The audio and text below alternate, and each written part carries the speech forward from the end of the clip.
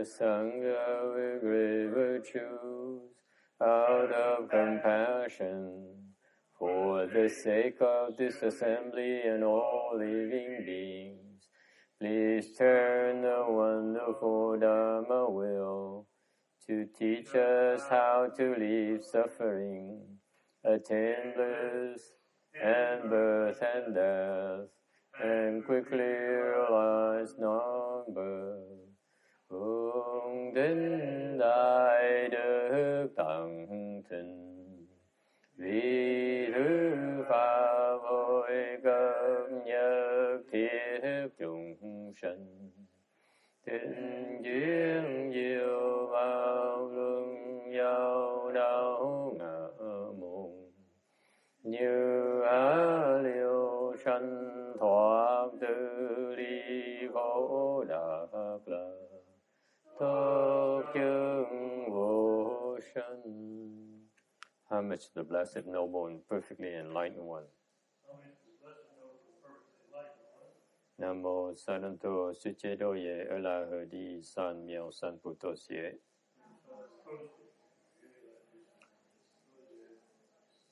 Nam mô Tarakta Tuya Daya Ala De Tamyo Tammo Datoa.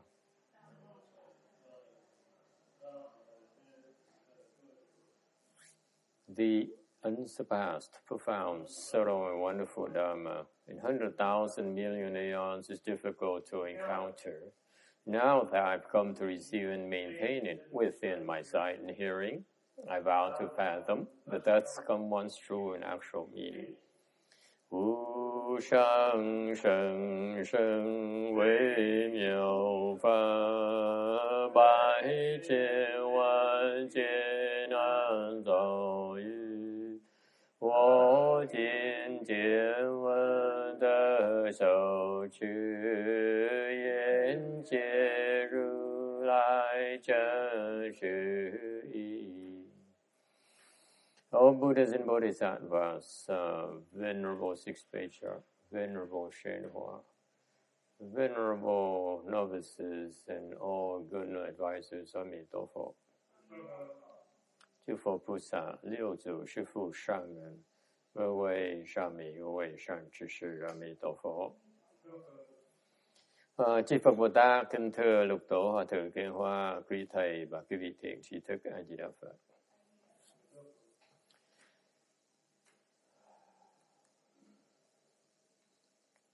Today, the 2nd of March, 2013, we are in Rosemead, California. Where the Sangha with great virtues, out of compassion, for the sake of this assembly and all living beings, please turn the wonderful Dharma wheel to teach us how to leave suffering, attain bliss, and birth and death, and quickly realize non-birth. Hướng đến đại đức tận tình, vì thứ pháp hội cấp nhất thiết chúng sanh. Tình duyên diệu bao luân giao đạo ngã môn, như á liêu sanh thoát tự ly khổ đắc lạc, thoát chứng vô sanh. Homage to the Blessed, Noble, and Perfectly Enlightened One. Nam mô Sananto Suchedoye Elahadi San Miao San Putosye.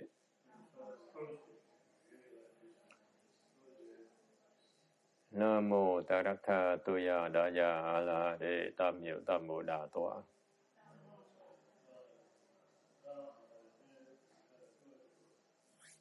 The unsurpassed, profound, subtle, and wonderful Dharma in 100,000 million aeons is difficult to encounter.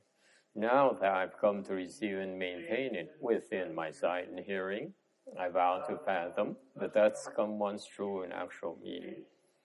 Wu shang sheng sheng wei miao fa bai 一切万劫难遭遇。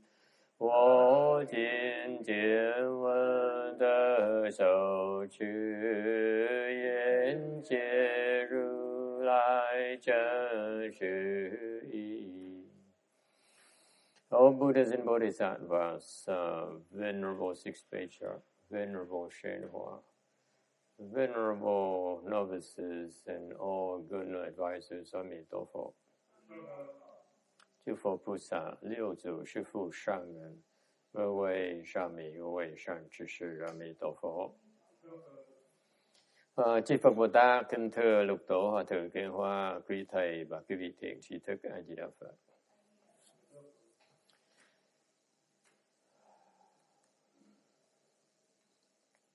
Today, the 2nd of March, 2013, we are in Rosemead, California, to continue the discussion of the Vajra Sutra.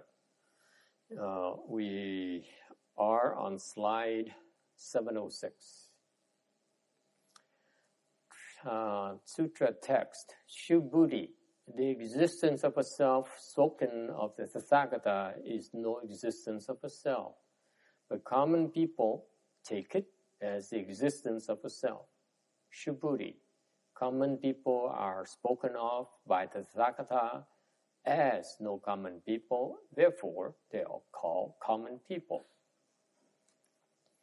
Shubhuti, 如来说有我者，则非有我，凡夫之人以为有我。Shubhuti, 凡夫者，如来说即非凡夫者，是名凡夫。Slide 708, Vietnamese. Tu Bồ Đề Như Lai thiết có ngã, tức là chẳng phải có ngã, nhưng phàm phu lầm tưởng là có ngã. Tu Bồ Đề Như Lai nói phàm phu tức chẳng phải phàm phu nên gọi là phàm phu. This section of Sutra, the Buddha says, it mentioned the concept of no self. Ở đây bàn về cái vô ngã. He says the existence of a self. When the Buddha mentions of a self, actually there's no such a self. Okay, the reference of that self is actually a reference to the false self. Okay. Khi mà nói về cái ngã, như Lai nói về cái ngã là cái ngã này là cái ngã giả, okay, cái ngã hư giả của người phàm phu. What is the concept here is very important to distinguish. Okay, ordinary people have a notion of a self. Cái này quan niệm quan trọng. Khi phải hiểu cái người phàm phu có cái tư tưởng là cái ngã.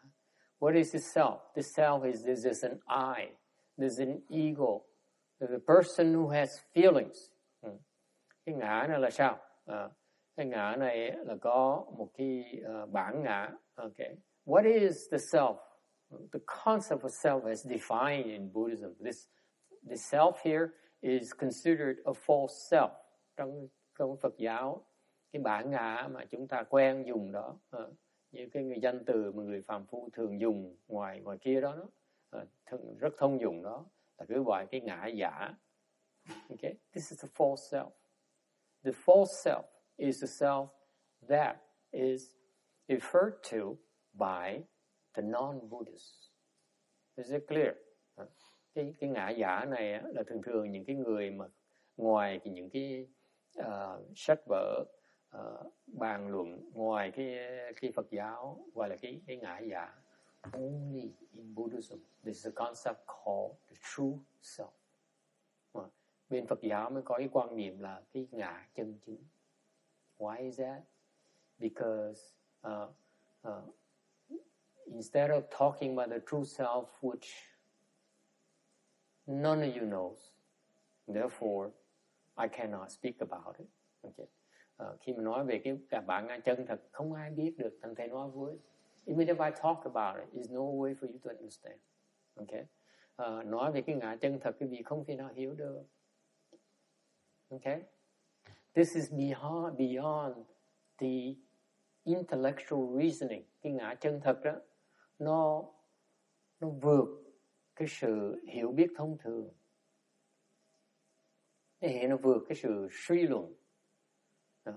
The mind that you use to understand right now, okay, the mind that you depend on right now is called a false mind. Cái tâm mà quý vị đang hiểu đây á, đang tìm hiểu, đang suy luận, đang dùng mỗi ngày đó là gọi cái tâm giả. Okay, and therefore, when we explain things to you, okay, ordinary people use this false mind to understand. Okay, thành khi mà nghe cái lời giảng nghĩa đó, thì cái người phàm phu dùng cái tâm giả này để mà nghe, để mà tìm hiểu. When you use the false to try to discern the truth, it cannot be done. Nếu quý vị dùng cái tâm giả để mà hiểu cái thật đó, thì nó không có thể xảy ra được. Can you buy that concept? If you use the false to understand the true, it is impossible. Nghe anh thầy nhắc lại, nếu quý vị dùng cái tâm hư giả để mà tìm hiểu cái sự chân thật đó, thì không có thể nào có được. Questions? That's pretty depressing, isn't it? That is what? Pretty depressing. Depressing? Yeah, so you say we have a false mind. You cannot possibly understand the true mind. The true self. The false self, you can't understand the true self. So don't bother even trying. So it's basically saying, yes. Just do nothing, forget it. But luckily for the rest of you, no one believes me. That's why the world goes on. Isn't it great? You say, Master, stick to your corners of the world. Stay inside your temple. Don't go out too often, okay?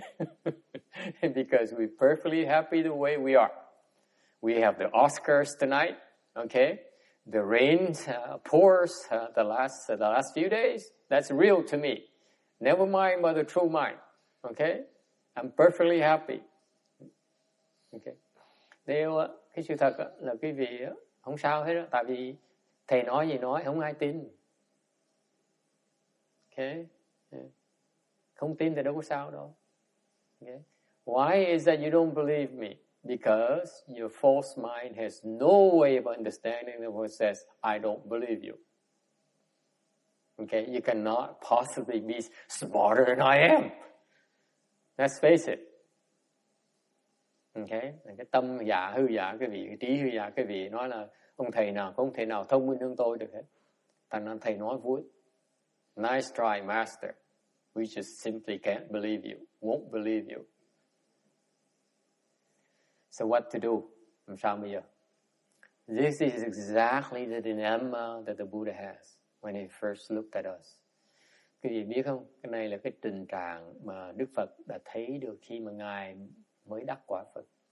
As soon he became a Buddha, he says, wow, I discovered my true self.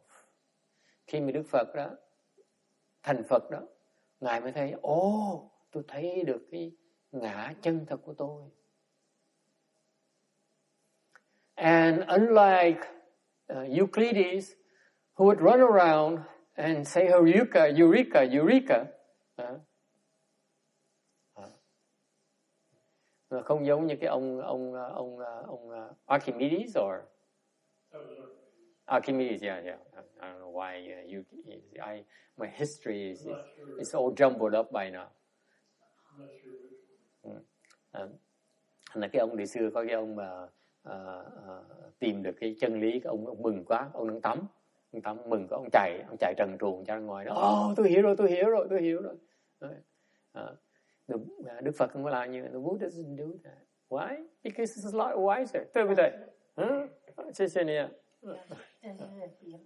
OK， 谢谢。比那个中午的时候还香。还香哈，很好，谢谢。Okay, so when the Buddha became a Buddha, he says, "Oh my God, People are so confused. Đức Phật khi mà thành Phật rồi Ngài mới khám phá ra là chúng sanh mê muội quá đi. Okay?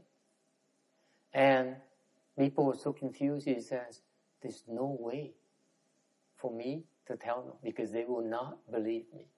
Nhưng điều á, không có cách nào mà giảng cho chúng sanh biết được là họ mê muội. Họ không tin mình. Therefore the Buddha says, nah, I'm not going to teach. Thành Đức Phật nói, dạy vô ích.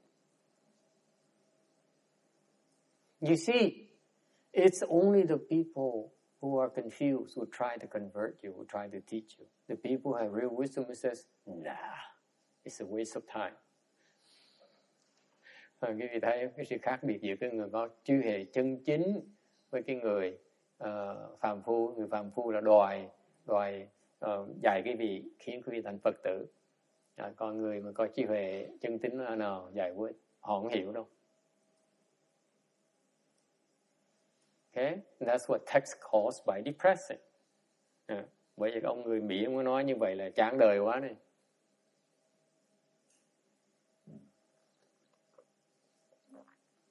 So, luckily for us, may thay, there is a God, the king of the first dhyana heaven. Cái ông Phạm Thiên Vương, may mắn cho chúng ta, cho nhân loại này. Phạm Thiên Vương, he knew that the Buddha refused, was not interested in teaching us. Phạm Thiên Vương mới nói là Đức Phật ông không muốn dạy rồi. So what did he do? He called Chakra. Phạm Thiên Vương mới ra lệnh đế thích. Okay?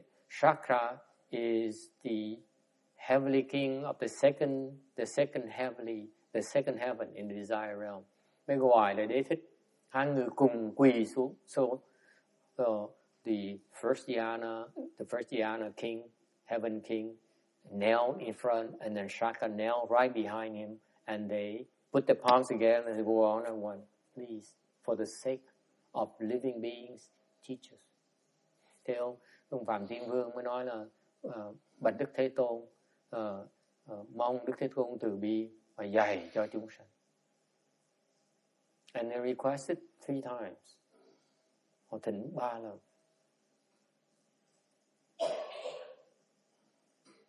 Not for themselves. Họ thỉnh phải để cho họ. This is what is remarkable about these heavenly kings. Both the first dhyana heaven king and the second desire heaven king, Chakra, requested it for the sake of all living beings. They consider to be their own children.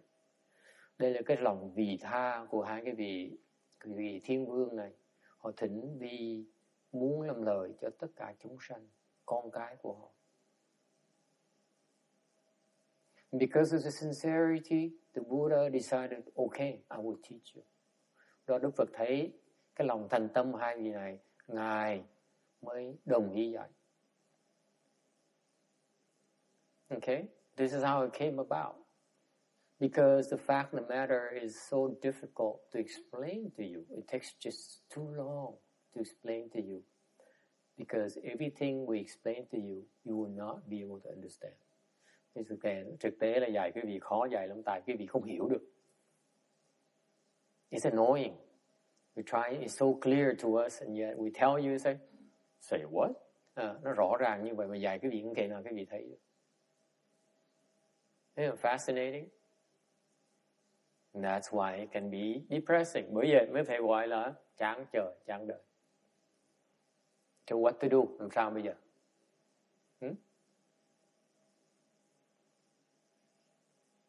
What to do? Làm sao?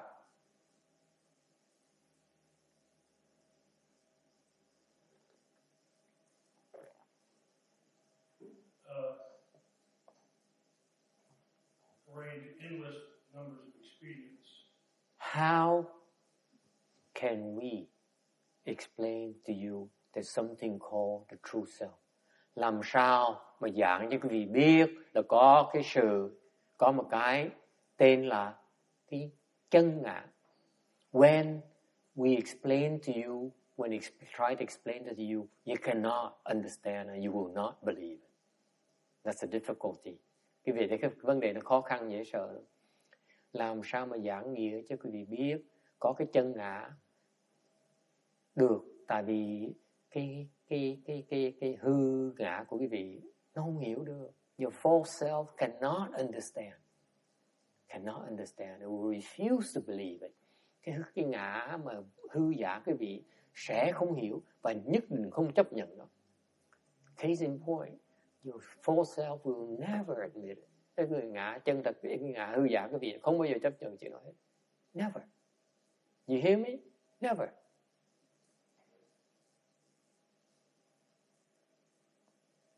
So what to do? That's why Buddhism is so difficult. Bởi vì cái Phật giáo nó khó dạy vậy đó. That's what the Buddha says. Too difficult.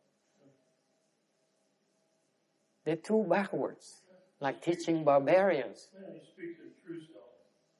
Hopefully a little bit bigger immersion and overpower the full self. Okay. So here's what happened. Bởi vậy, you're on the right tracks. Here's what happens.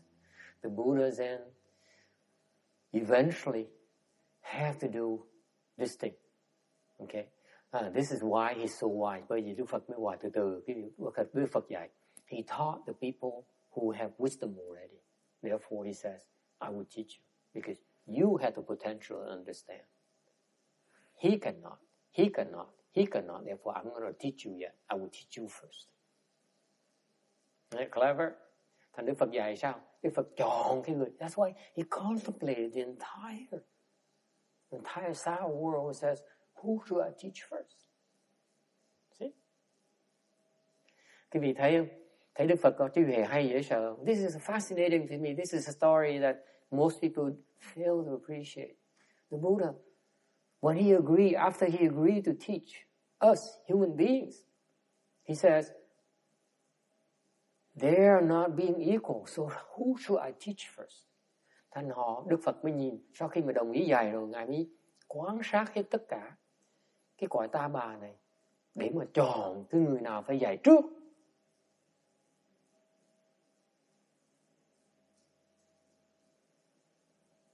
Okay? Isn't it beautiful? That's called wisdom. Cái đó gọi là trí huệ. See, I know the Kim Dean will immediately rush back and call her brother and say, hey bro, I have something wonderful I want to tell you.อย่างnhư cô Kim Điền, cô lập tức mà khi mà hiểu được giác ngộ, chắc là cô lại chạy về tìm ông anh, nói là anh ơi anh, em có cái lý giải hay lắm anh ơi. Okay? No, the Buddha, that's no wisdom there. Okay? The Buddha says, who are those who are best suited to understand my teaching first? Let me teach those first. So he taught his first 5 disciples.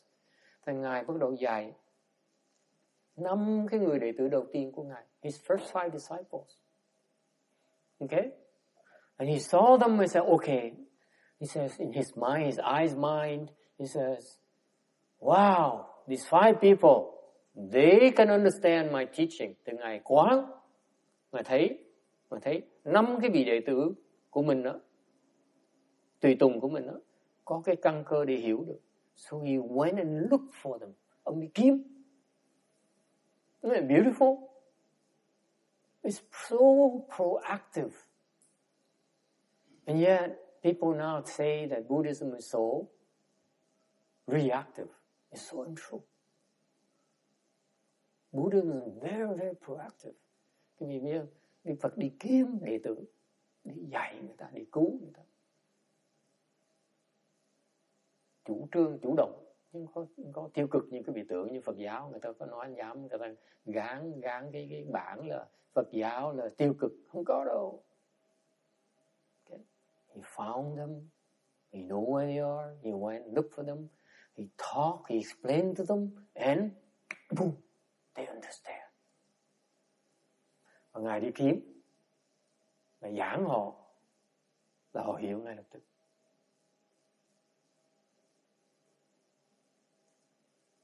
Okay? And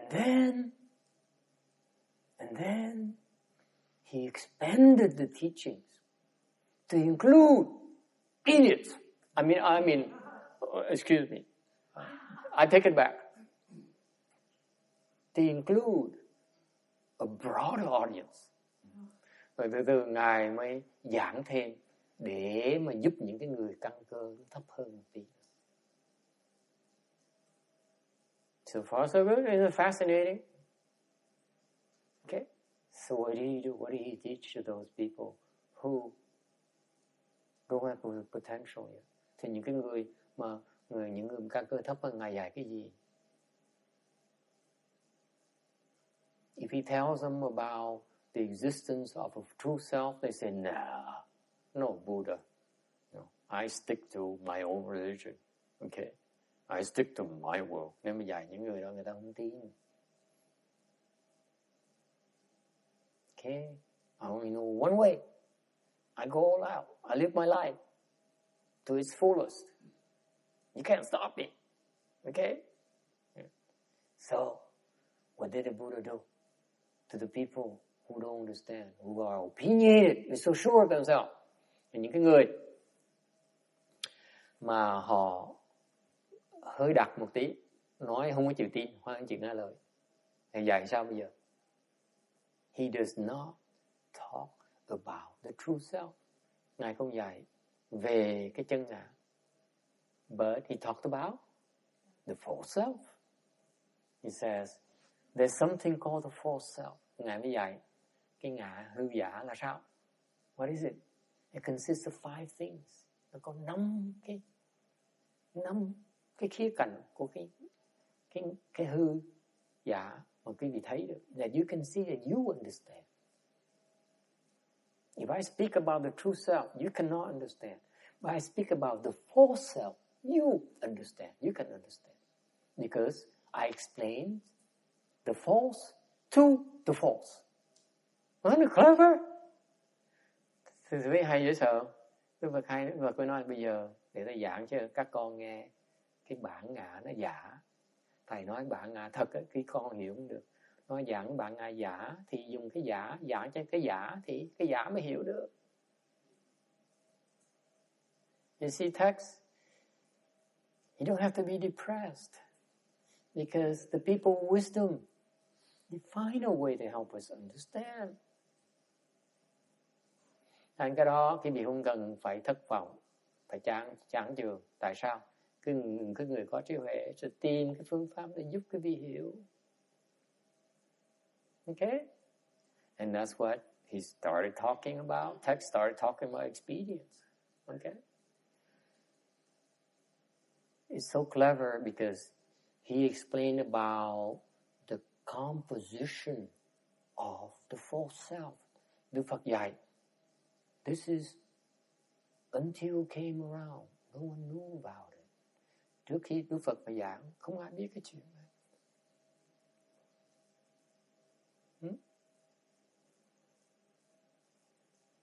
So what is the false self? What are the 5 aspects of the false self? The false self consists of 5 components. Okay? Cái ngã hư giả nó có 5 cái thành phần. Okay? So you list them out. Okay? Giải cho quý vị nghe. The first component is a body. Thành phần đầu tiên là cái thân. He calls it form. Gọi là cái sắc. You have a body. Okay? That's part of the self. Your notion of a self, okay, incorporates the notion of a body. Quý vị nghĩ lại cho coi. Cái tư tưởng, cái quan niệm về cái bản ngã của quý vị đó, trong đó nó có cái thân. Am I correct? You all agree on that, right? See? You can understand it. Using the false explain to you. You can understand it. Isn't that clever? So he teaches us to recognize what's false about us. Okay. Thành Đức Phật dạy sao? Dạy bằng cách là giúp chúng ta hiểu cái giả của chúng ta, nhận cái giả. Okay. And then what? Let me fast forward because I know you're impatient. Đó. Quý vị nghe, quý vị bây giờ thầy đi đường tắt cho quý vị thấy. Đó. Đó. Giảng cái giả để làm cái gì? Giảng cái giả làm cái gì? If you recognize the false, nếu quý vị thấy được cái giả, in order to get to the truth, what do? You throw away the false. What remains is the truth. So you may not be able to understand the truth. Thành quý vị nghe chuyện này kỳ. This is very important. Where is Amy Tha nói? This is important. I cannot explain to you in Chinese. 我没办法解释这个太复杂了。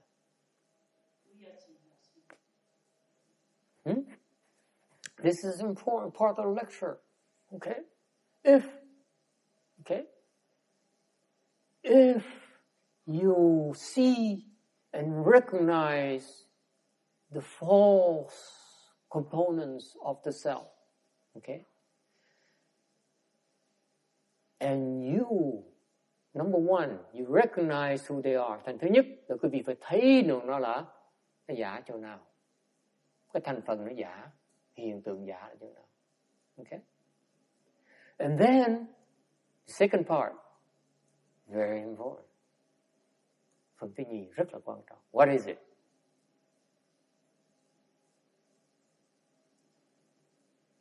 Kim Điệp, what is it? Must I tell you everything? Yeah. Vicky says, yes. Tell me everything. Okay, you deserve it. I will tell you everything today, Vicky. Excellent lunch, by the way. Second thing, for the formula of success, in order for you to see the true self, cái phần thứ nhì là cái điều thứ nhì quý vị cần để mà thấy được cái chân ngã của mình. Okay. You have to trust the Buddha enough so that when he says, throw away the false, then there's a true right behind it. You don't believe that, there's no way for you to do it. So the second requisite is faith. If you're not willing to believe him, there's nothing that can be done for you. Thành cái phần thứ nhì là đòi hỏi là quý vị phải tin. Tin là Đức Phật nói là quý vị, các con chỉ cần vất cái giả thôi, thì sau cái giả đó là cái thật. Mà nếu như quý vị không chịu tin đó, thì không thể nào thấy được cái thật.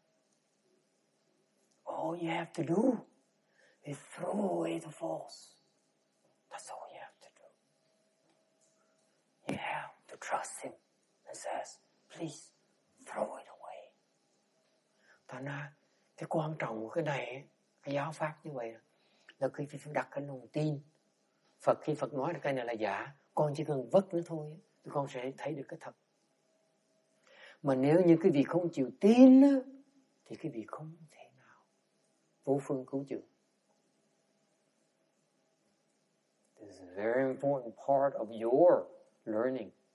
If you do not have faith, there's no way to help you. You cannot be helped. Because you don't allow yourself the chance to see the truth. Tại vì quý vị vô phương cứu chữa, tại vì quý vị không cho phép mình thấy được cái thật, vì không chịu vất cái giả. As long as you don't believe and you refuse to place your trust in the Buddha's instructions and question him, Buddha, what have you up your sleeves? Can I trust you? If you have that kind of attitude, forget it.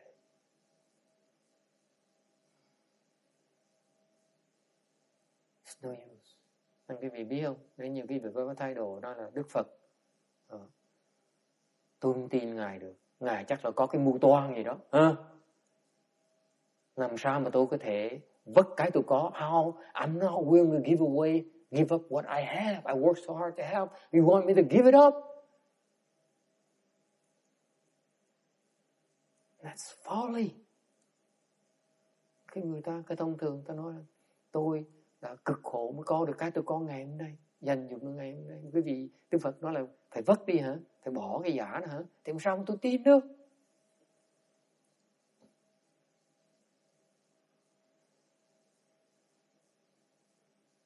Quý vị cứ so đo, cứ do dự, không tin cái lời dạy thì làm sao mà giúp quý vị được?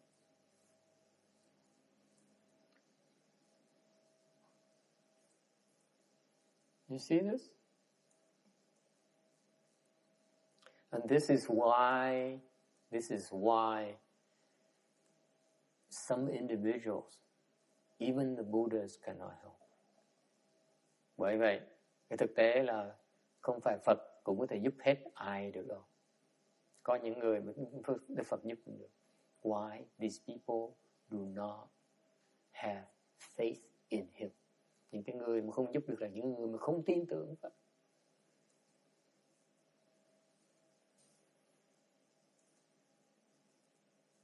Questions? And that's what breaks my heart. Và cái đó là cái mà làm thầy rất là buồn. Okay. It's sometimes you try to help them. They're not willing to believe you. Mình muốn giúp, người ta không chịu tin. It's just like the analogy the Buddha says, I am the great physician. I prescribe the medicine. Now it's up to you to decide to take it or not. If you're not willing to take the medicine, it's not the physician's fault. Thành Đức Phật mới dạy trong Kinh Pháp Hoa, Ngài nói đó, tôi là Đại Lương Y. Tôi cho thuốc cho chúng sanh. Mà nếu như chúng sanh không chịu uống đó, thì không phải lỗi của Lương Y.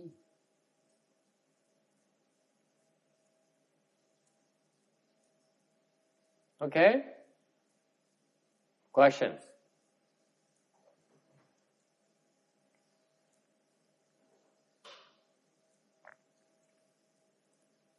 Yes. Master, there's really no way that you or we can convince anybody to give it a try. Give what a try? Well, someone doesn't have faith, or even think about faith. It's not something they consider they even have in anything. I mean, in a religion. But then there's really nothing anyone can do until somehow, somewhere in themselves, might be like a little spark, but otherwise. You see, this is where point number 3 comes in. I need to caution you about this. Okay? This is a common mistake. Đây là cái khía cạnh thứ 3. Okay?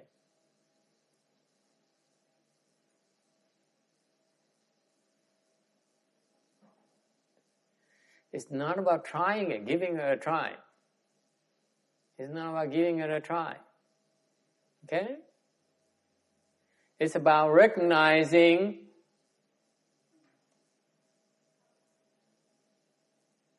you're not ready yet. See, you look at it as success and failure. The Buddha looks at it as it's not right yet. Quý vị thấy không? Không phải vấn đề thành công hay là thất bại, mà cái duyên nó chưa đến. Đó là khía cạnh thứ 3 của cái chuyện này. Okay? Give it more time. Okay? Mình phải kiên nhẫn mà đợi. You have to wait until it's time to explain. Okay? Kiên nhẫn đợi đúng lúc mới giảng người ta được. Okay?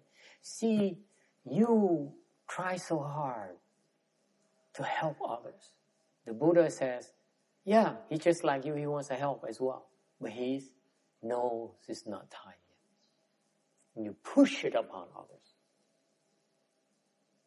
Like Kim Dean nearly running to her brother and says, hey bro, guess what I learned today? That's being impatient. You wait until it's time to explain. Okay? Does it help, Vicky?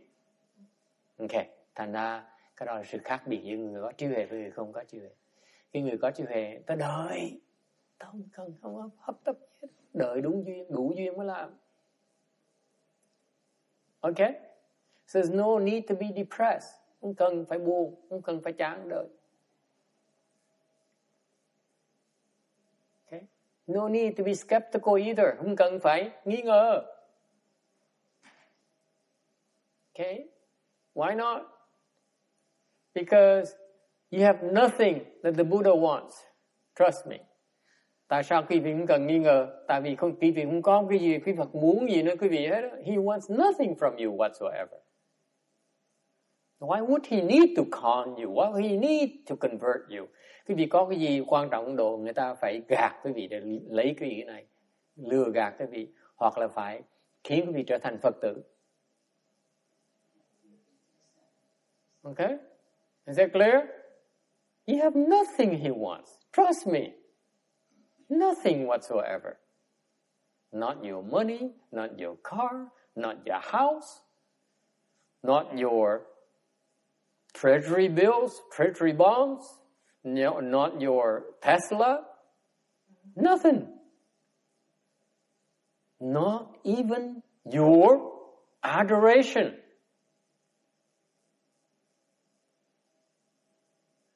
Thì không có cái gì mà Đức Phật muốn, nó không phải nhà cửa quý vị, tiền tài của quý vị, hoặc là cái lòng kính mến của quý vị.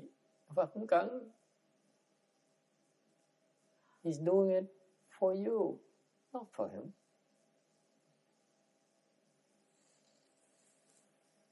All right? All right. So going back. You see that? I skipped forward so that I can go back now to the beginning. To see that you have to be patient. Thành bây giờ thầy giảng cái vị, thầy nhảy trong trò, nhảy cò để quý vị thấy. So that, why am I doing this? To tell you that I'm going to tell you more about the false self. Okay? For your sake. Not for my sake. Not for the Buddha's sake. Nên thầy giảng nhảy cò để làm gì? Để thầy có thể đi ngược lại và giảng tiếp. Cái bản ngã giả là cái gì? Cho quý vị nghe. Không phải để cho thầy. Is that clear? And there's a method behind this madness. Because now you can listen and relax. Quý vị thấy không? Có một cái phương pháp để nói quý vị nghe, quý vị để quý vị có thể nghe mà không cần phải là gồng lên, không cần phải nghi ngờ. Okay? So the first aspect of the false self that manifests that your false self consists of is the body. Okay? Thành cái phương tiện đầu tiên của cái bản ngã giả quý vị là cái sắc, cái thân của quý vị. So far so good. What's the second part? With the body comes feelings. Có cái thân thì có cảm xúc. Think about it. Aren't we running around all day? I know all of you now. I can look at all you in the eyes and say, aren't you running all around all day to look for good feelings? Am I correct? Raise your hand. Vậy thì những cái người mà cả ngày chạy sòng sọc xung quanh, chạy quanh co để tìm cảm giác sung sướng, giơ tay thầy coi. Okay. Only the few advanced people who are not seeking good feelings. I respect them. You are worthy of you.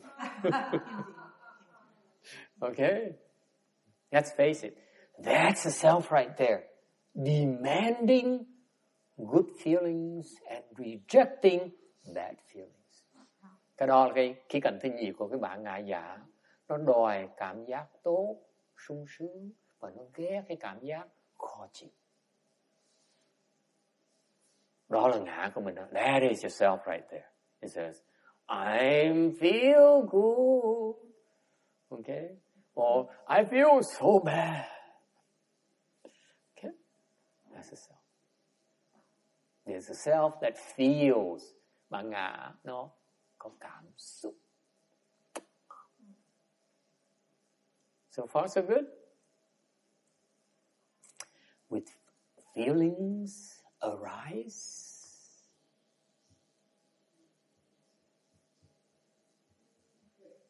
Thinking. Với cảm xúc thì quý vị bắt đầu suy nghĩ. This is why your mind is full of thoughts all day long. Bởi vì cái đầu quý vị nó chạy vòng vòng. Right? Your head is full of thoughts all day long. As soon as you open your eyes in the morning until you close your eyes and pass out, okay? You are thinking. Am I correct? Yes or no? Yes. Okay. Only 2 people, 3 people said yes. The rest of them are not thinking at all. Might be true. Might be true. If that's the case, you can call them dead.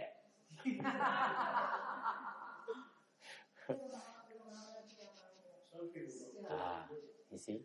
So then, because of feelings, you're craving for feelings. That's why you're thinking so much. Have you thought about it? You see, I know you say, Master, teach me how to stop these thoughts. I say, stop feeling. They say, you're crazy, Master. Thành quý vị biết, những người hỏi thầy, thầy làm sao mà con ngừng suy nghĩ? Thầy nói, con chỉ cần đừng có cảm xúc nữa. Hồi vậy nãy thầy nói chuyện hoang đường không? Có chìm gì có cái chuyện đó được. If I don't feel good, I don't demand to feel good, what's the point in being alive? That's what they tell me. Họ tức là nói than phiền, nói nếu như con mà không có cảm giác sung sướng thì con sống làm cái gì? Right? See? Thoughts. You are always thinking. Okay? Cái đầu mình khi nào suy nghĩ? That is the self. Who's thinking? The self's thinking. Nói cách khác, bản ngã đang suy nghĩ. Yeah? Isn't that sad? It's hopeless. I don't need to go to the next 2 because that's it. We done. It's hopeless. Quý vị thấy 3 cái đầu tiên không á, rồi đã thấy là vô phương cứu chữa rồi. Nói 2 cái cuối cùng làm cái gì? There's no point in going to number 4, number 5. Right? Tuệ. Mấy dung rồi, mấy ô dung rồi.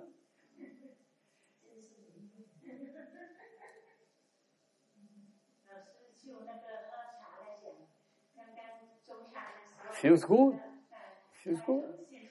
Something warm on a cold day like this makes me feel good. Thank you.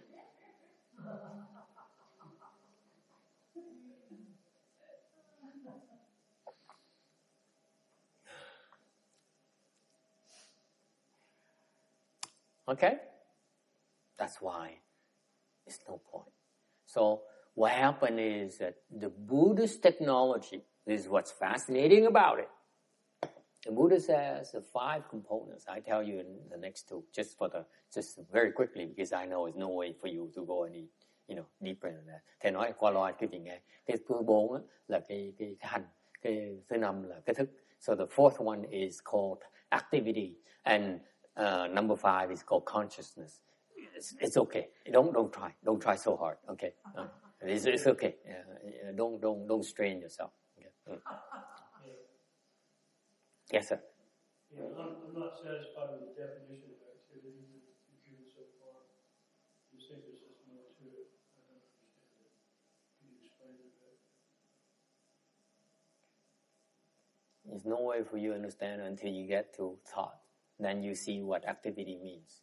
You have no handle on thoughts yet. There's no way to explain to you activity. There's no point. Yeah. The analogy is that thought as like the water flowing, the river on the surface. You can see activities undercurrent beneath it. It still flow underneath it that you're not aware of.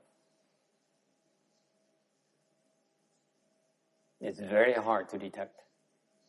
Only when your level of Kung Fu is very high, the higher, then it's time for you to see it, to explain it to you.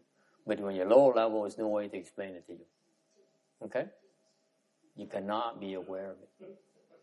That's the point. Never mind about consciousness. Consciousness is even more refined than activity. Thoughts alone are so coarse that you can see it. Okay, you see something called thoughts in your brains, but you cannot see activity in your brains. That's why it's so difficult. Why? Because your thoughts are so coarse. You cannot possibly see the fineness of the level of thoughts called activity. Okay?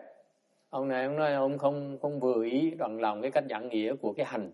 Thầy nói giảng nghĩa hành làm cái gì? Tại vì cái hành, cái trình độ của cái vị của ông nó còn thấp quá, thành là giảng cái hành đó, cái trí ông không thể nào thấy được. Thành giảng làm cái gì? Chừng nào quý vị cái ông mà tới cái trình độ mà thấy được cái tưởng rồi đó, thì quý vị mới lúc đó mà cái tâm nó vi tế rồi mới có thể có cơ hội thấy được cái hành đó, tức nó mới giảng. Còn giảng trước làm cái gì? Chỉ là it's only words. Okay? My objective in explaining the Dharma is twofold. Thầy giảng pháp quý vị có hai cái mục tiêu. Would you like to hear my secret agenda? Yes. Wow. Yes. Don't tell anyone. Okay? Thầy giảng quý vị nghe cái chương trình hoạt động của thầy. Có hai cái chuyện rồi. There's only two things I do. Number one, explain to you the concepts. Thứ nhất, giảng cái lý, the principles or the concepts. Why the concepts you should be aware of, the false self. For example, thầy giảng cái gì nghe? Đầu tiên phải giảng cái chân lý, cái lý thuyết là cái gì? Okay? Cái định lý là cái gì? Okay? And bring you to the point where you can see it for yourself. Rồi chuyện thứ nhì để giúp quý vị xác nhận được cái đó là đúng. Because you need to first understand the principles. Number two, you need to actually certify the principles. That's a teacher's job. Không thầy phải dạy hai phần. Dạy quý vị cái chân lý. Ok? Dạy cái giáo lý là cái gì? Xong chuyện quan trọng nữa, không kém quan trọng là phải dạy quý vị cái cách để mà hiểu cái giáo lý đó. Chính mình thấy được cái giáo lý đó. Okay? And if I cannot help you understand it, what do? I send you to the Pure Land. I say, Amitabha Buddha, I give up. Here she is. Thành nếu quý vị không hiểu được thì quý vị thầy làm cái gì? Thầy gửi quý vị về Tây Phương Cực Lạc. Nói với Ngài A Di Đà Phật, Phật ơi Phật, người đã có bỏ cuộc. You take over. See? That's number two. That's plan B. That's 2A and 2B. Đó là cái phần thứ nhì của cái phần thứ nhì. Nghĩa là nếu như dạy không được thì nhờ Phật dạy. Nhờ Phật dạy cho quý vị thấy. Okay? So part of it is that I need to explain to you the principles behind this. This is why the Sutra lectures, we've been lecturing for several years now, every single Sunday. Once a week, not every single Sunday. It's not true. We used to lecture on Saturdays, didn't we? In Bosa. Remember text? That little hole of a meeting hall, what we call like whatever it is, right? Is about half of this, you would say? Half of this Buddha hall? We used to come to sent to Westminster and lecture on Saturday afternoon for 2 hours. Still 2 hours, right? And he had to rent a room. We had to pay like $110, $15 maybe, every single time.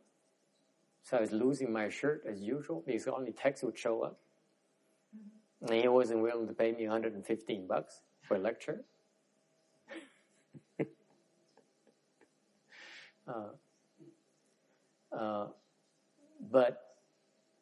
But the point here is you need to hear the principles, and then along the process, we show you a way to actually verify it for yourself.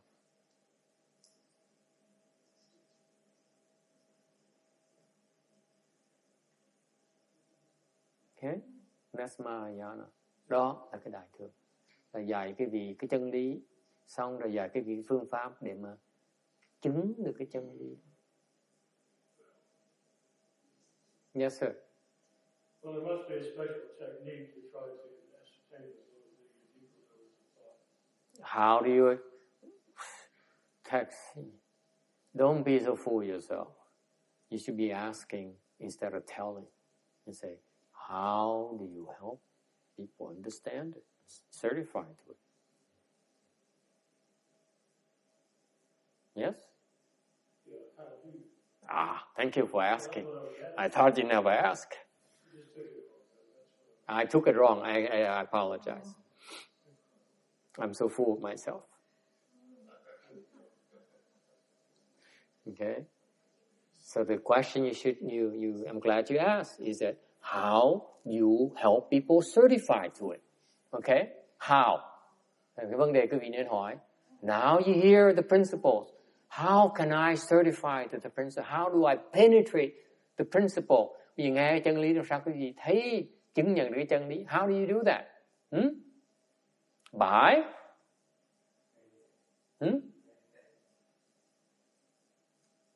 increasing your samadhi power. Bằng cách tăng trưởng cái định lực quý vị. If I don't help you increase your samadhi power, you will remain you. You remain you who knows a little bit more, but cannot understand. You become a parakeet. Okay? Phần thứ nhì phải giúp quý vị tăng trưởng cái định lực. Tại nếu cái định lực quý vị không tăng trưởng, quý vị chỉ biết thêm một tí để quý vị không thể nào chứng nhận được. This is why in Mahayana, this is the difference between Mahayana. In Mahayana, the Mahayana teachers in Mahayana stress helping increase your samadhi power. Otherwise, you cannot understand it. Otherwise, it's hopeless. Thành ra bên người vị thầy, bên đại thừa là mục tiêu của họ là giúp quý vị tăng trưởng cái định lực. Quý vị mới có thể thông đạt được cái giáo lý.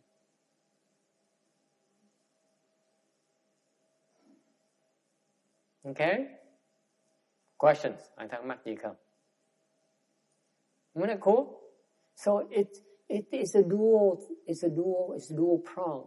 We need to understand what is a proper concept you should have, you should be aware of, and how you certify to it, how you identify it with it, whether you really, truly comprehend it. Okay? That's why it's systematic. You have to systematically help the people increase their samadhi power. No other ways. Cái người thầy bên đại thừa không có phương pháp nào khác ngoài là bằng cách giúp quý vị tăng trưởng định lực quý vị.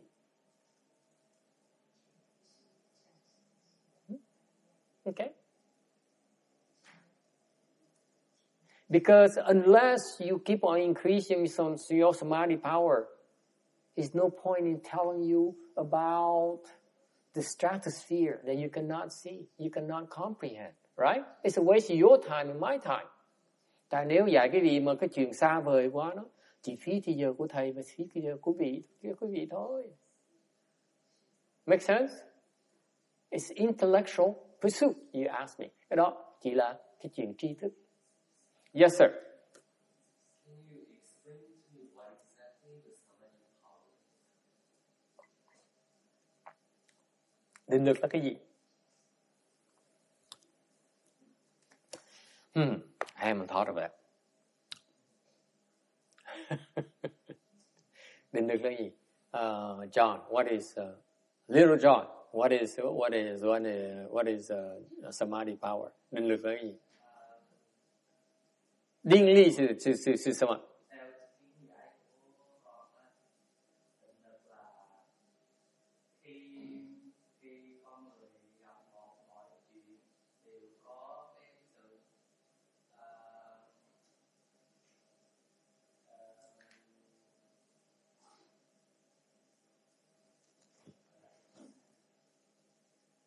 Say in Chinese. It's okay.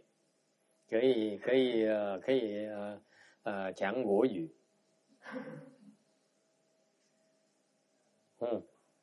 你们可以。samadhi power is a way people stop review the scattered thoughts and make contemplation something and the real power happens. Okay, what is samadhi power? Levels of penetrating perception. Level of perception. What is samadhi power, sir? Mr. Beginner class meditation teacher. Ability to stop your scattered thought, focus your mind, or the mental strength that comes from that focus.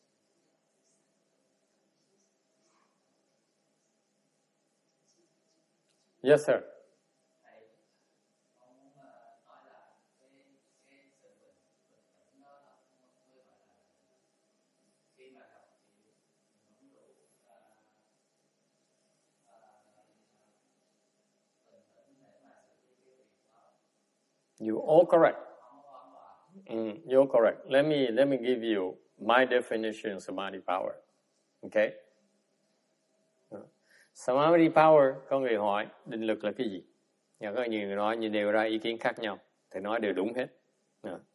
Samadhi power is basically your level of concentration. Định lực là đại khái, nó là cái sức chú tâm của quý vị.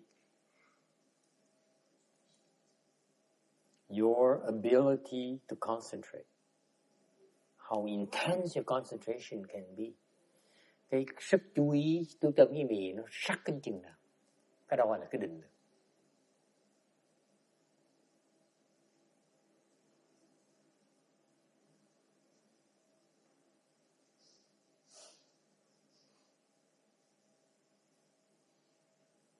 What does it mean? If you have concentration power, then your mind have few scattered thoughts. Nếu quý vị có sức chú ý, chú tâm, tức là cái tâm quý vị nó ít hỗn loạn, ít tư tưởng, ít vọng tưởng. You can concentrate on one thing without any other thoughts. That's called concentration power. Thành ra quý vị nghĩ tới một cái chuyện mà nghĩ một chuyện thôi mà không có nghĩ chuyện khác, có tư tưởng khác nó khởi lên, ngoài là cái sức chú tâm. Okay, so it has degrees, higher and higher levels of concentration like that. It's called samadhis. Thành ra cái tầng lớp nó khác nhau với cái chú tâm của mình. For example, you recite the Buddha's name, you say Ami-to Phật. Cái vị nói tôi đang niệm Phật, hồng danh Phật, Di Đà Phật. The concentration power at different levels, meaning you have fewer scattered thoughts in between those Ami-to Phật. Quý vị niệm Phật như vậy mà cái định lực một trình độ nó khác nhau đó. Ở chỗ là càng ngày càng cao thì cái vọng tưởng nó càng ngày nó càng ít. Okay? To the point where if you have true concentration like the great Bodhisattvas and the Buddhas, is only one Amitabha. There's nothing else. That's called concentration, pure concentration. Thành ra những cái người như hành công phu cao, như Đại Bồ Tát với Đức Phật đó, mà niệm Phật một cái là chỉ có một cái hồng danh Phật, không còn gì khác hết, không có gì khác ngoài cái đó hết. Có đó gọi là định lực. Okay.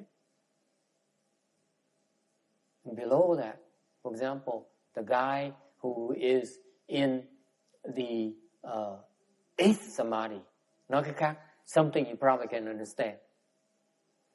Nói cái gì do một cái trình độ mà quý vị thể dễ thấy hơn. Những cái người ở bát định. Okay? The one who is in eighth level samadhi, những người tới bát định. Would you like to know his level concentration, his concentration ability? Muốn nghe được không? Would you like to know? Yes? You curious, aren't you? Yes. Thank you, text. You so phony. Yeah, you so phony.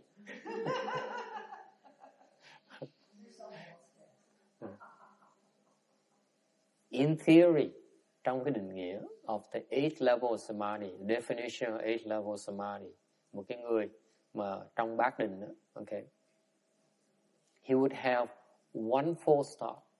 Ngài có một cái tư tưởng, một cái vọng tưởng nó khởi lên, that arises mỗi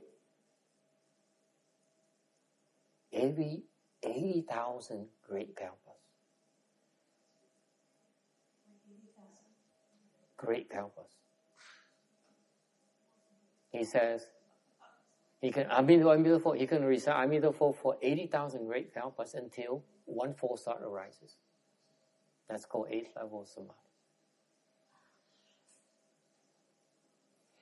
Jeannie says, yeah, I don't need to know this. Okay? You see, in Buddhism, there's hard definitions of these various levels of samadhi. Concrete description of what they are. Thành bên Phật giáo nó rõ ràng lắm. Mỗi cái trình độ định lực nó có một cái sự mô tả rất là chính xác. Yes, sir. Does that make the eighth samadhi much harder to reach than the recitation samadhi? Yes, sir. At times. Not always.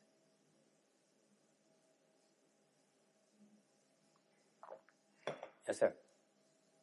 You see that? So, does it help? See, Buddhism is very precise.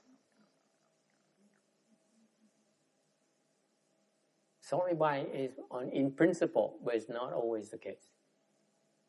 Because there are always exceptions. Okay? Cái bát định là cái vị niệm Phật, hồng danh Phật niệm hoài cho tới 8 vạn đại kiếp mà không có một cái vọng tưởng mới gọi là bát định. Okay? Thành Phật giáo rất là chính xác. Yes, Jenny.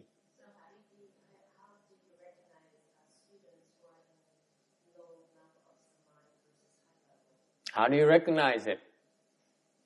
It's me. Nhưng sao mình nhận nó được? You have to be a great teacher, I would think.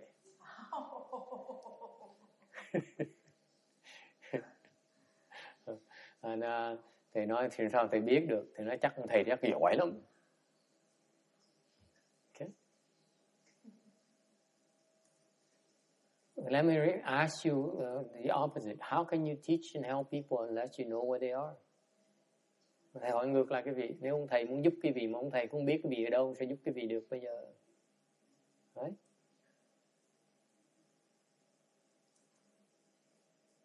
I followed my teacher because he recognizes where I'm at.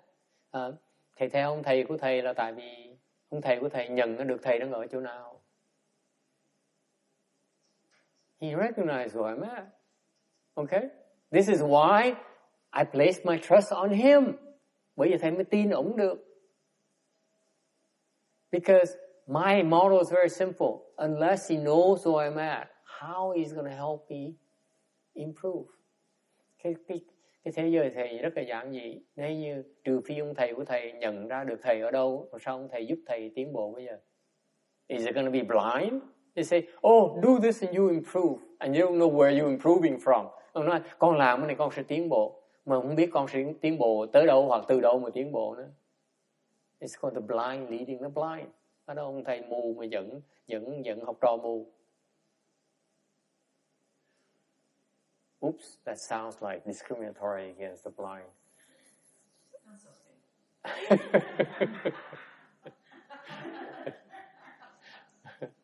Okay? Does it make sense? Yeah. I don't know. It seems like it's so obvious to me, and for some people it's like such a revelation.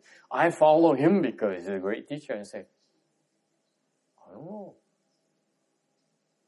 And this is my problem. After I met my teacher, my late teacher, Venerable Shen Hoa, I went around. Bởi cái khổ thầy sau khi thầy gặp ngài Tiên Hóa rồi, okay?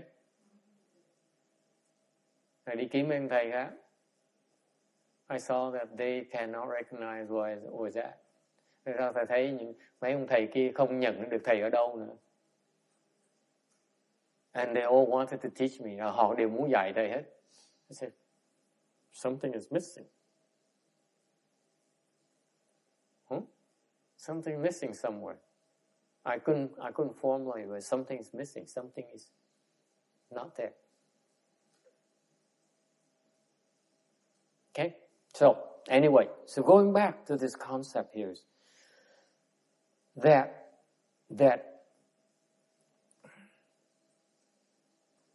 the nature of the false self, dạng cái việc cái quan trọng của cái ngã bản ai quan trọng, nó rất quan trọng. Cái ngã này là ngã nó giả. This false self is false because here's what happens. It's so difficult to explain it to you. It's so difficult for you to comprehend it. But you have to take my word for it. Cái này khó nói cái gì lắm. You can people may see it as, may read it, may have read it somewhere in the books and so on, but you see, here's what happens. If you know that the false self has 5 components. Quý vị biết không? Trên lý thuyết là bản ngã mình nó có 5 cái thành phần. Remember the five aspects are the form. Thứ nhất là sắc. Thứ nhì là thọ. Number 2, there's feelings. Number 3, there's thoughts.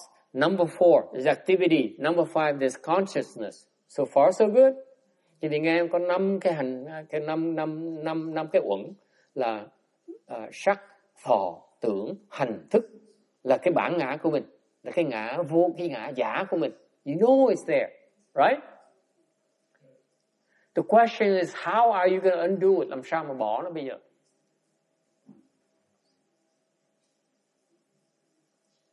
Okay? How do you undo it? See, this is the superiority of the Buddha's approach. See, it's very comprehensive. Bởi cái lời Phật dạy rất là hay, dạy đầy đủ lắm, không thiếu thốn gì hết. What's the point in teaching you about it unless we also have to show you how to undo it, right? Dạy cái gì để làm cái gì?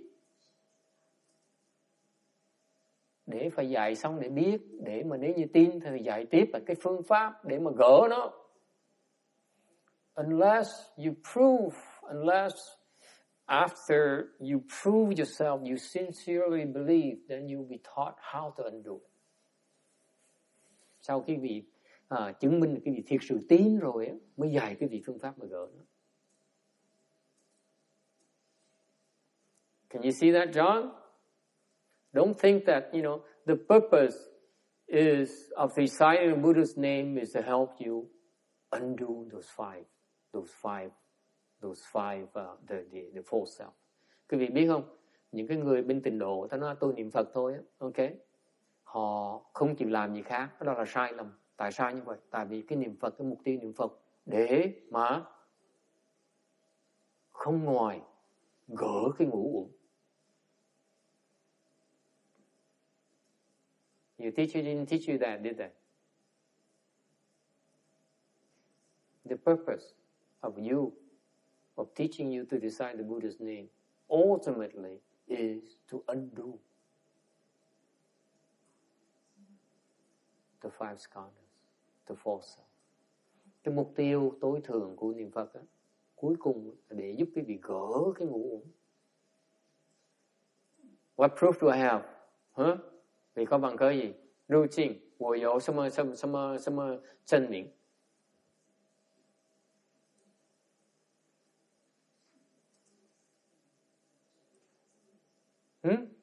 我有什么证明？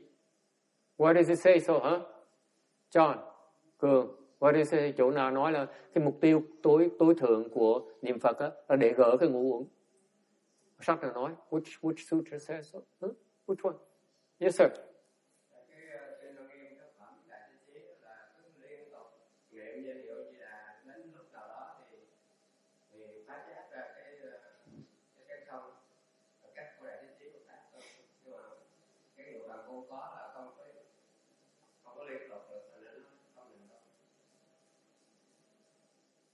Vietnamese don't got it. Anyone? I'm provoking the Pure Land artists. I mean the Pure Land practitioners. I'm provoking them. The question is, what's the point? What proof do I have? This is a more advanced, this is a quite Buddhist thing. There's a Buddhism is some group that's called the Pure Land people who recite the Buddha's name. And they said, I recite the Buddha's name only. I don't do anything else. I said, you're wrong. Because my postulation, you recite the Buddha's name in order to ultimately break down the five skandhas. And then, since most of them don't believe so, I said, what proof do I have?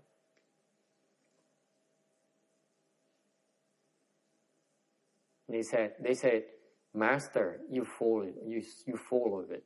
I recite the Buddha's name so that I go to the Pure Land. Người ta trả lời với thầy là thầy lầm rồi. Tôi niệm Phật để mà vãng sanh Tây Phương Cực Lạc. Right? Phải không trả? And then what? And so my question is, then what? John, after you go rebirth to the Pure Land, what are you going to do? Cường, sau khi con vãng sanh Tây Phương Cực Lạc, con làm cái gì bây giờ?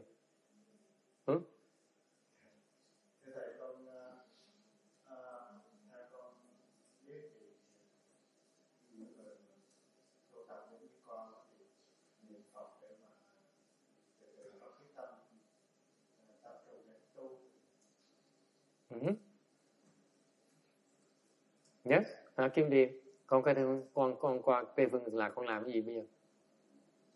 Qua cái tu tiếp. Tu đây xong qua cái tu tiếp. You continue your cultivation over there.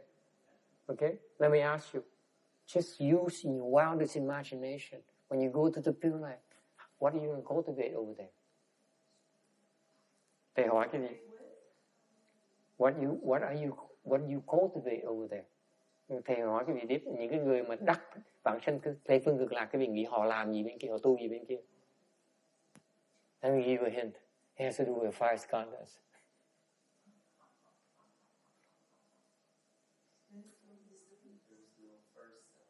They go over there in order to squash the five skandhas. Thì vì qua Tây Phương Cực Lạc để làm gì? Để mà phá cái ngũ uẩn. See, the Pure Land artists, I mean the Pure Land practitioners, no one ever taught them that. Idiots. Quý vị thấy không? Cái bên nhóm bên tịnh độ không ai dạy họ về cái chuyện đó hết. Thưa Hương nghe rõ không? Con qua bên kia con làm gì bây giờ? Con Phật dạy con gì bên kia con biết không? Phương pháp để mà phá ngũ uẩn.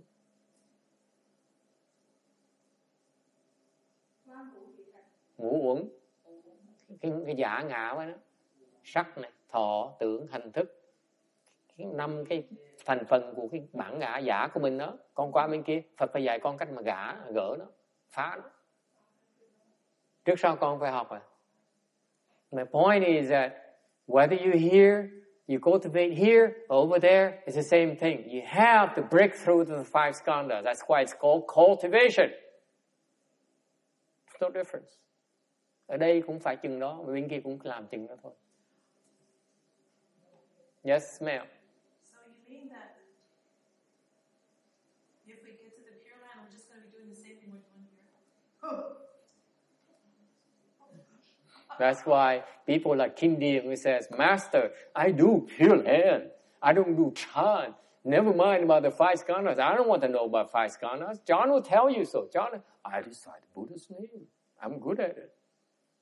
I don't want to learn about 5 skandhas. I said, wait until you go to the Pure Land. Guess what you're going to learn? And then Amitabha Buddha said, you idiot, why didn't you learn? Why do you want to waste my time here? Why don't you go back?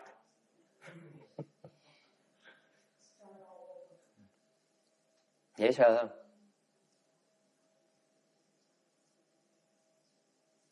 Why am I telling you this? Because you're superior cultivators. So you're idiots now and say, okay, recite Buddha's name, go to the Pure Land. Because you cannot understand more than that. You buy that, Ginny? If you are unable to understand it, I say go to the Pure Land.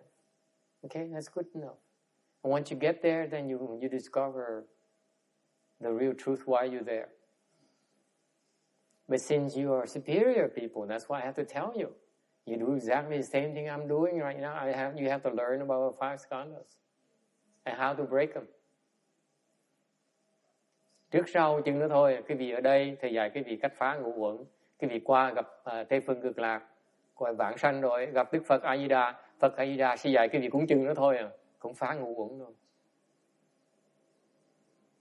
That's called cultivation. Tu là vậy đó con. Tu là mục tiêu đầu tiên quan trọng của tu là phá cái ngũ uẩn. Tìm cách phá đó. Cultivation, the most important milestone in cultivation that no one can deny, can avoid, is to break through the 5 skandhas. I hate to give it to you, honey, but you gotta do it. Okay? You gotta do it. There's no other choice. Không cách nào khác. There's no other way. No other way. Cường nghe rõ không? Con nói tu gì tu, cuối cùng nó cũng chung quy nó trở lại một chỗ thôi, là phải phá cái ngũ uẩn. Đức Phật dạy mình một chuyện thôi, là cái phương pháp để mà phá cái ngũ uẩn. Thiền cũng để mà phá ngũ uẩn. See, when you meditate, that's to break through the 5 skandhas. Okay? If you recite mantra, is to break through the 5 skandhas. Cái vị niệm chú cũng để mà phá cái ngũ uẩn. If you recite the Buddha's name, is also to break through the 5 skandhas. Quý vị mà niệm Phật cũng phải cuối cùng để mà phải phá cái ngũ uẩn. Okay? If you learn about sutras, we have to teach you about how to break through the 5 skandhas. Học giáo cũng phải phá ngũ uẩn. If you want to learn about the precepts of Vinaya, the codes of morality, it's in order to help you break through the 5 skandhas. It's not beyond that. Học luật cũng phải để mà phá ngũ uẩn. I'm surprised that so many of your teachers didn't tell you that. Thầy hơi ngạc nhiên là những cái vị thầy dạy cái vị chưa dạy cái vị chuyện đó. And that's, by the way, I haven't taught my first generation disciples yet. And therefore they think they know everything as much as I do.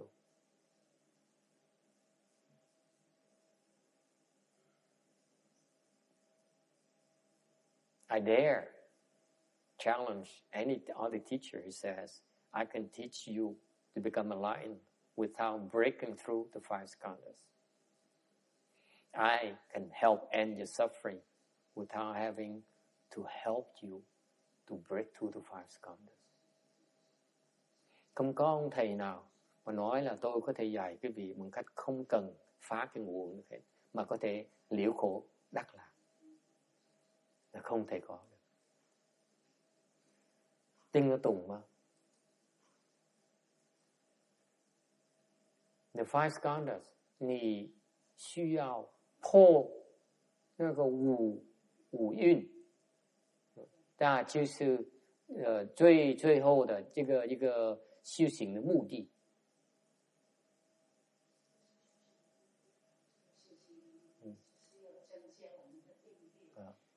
No matter what you do, no matter what you do, 你可以修什么法门都是一样的。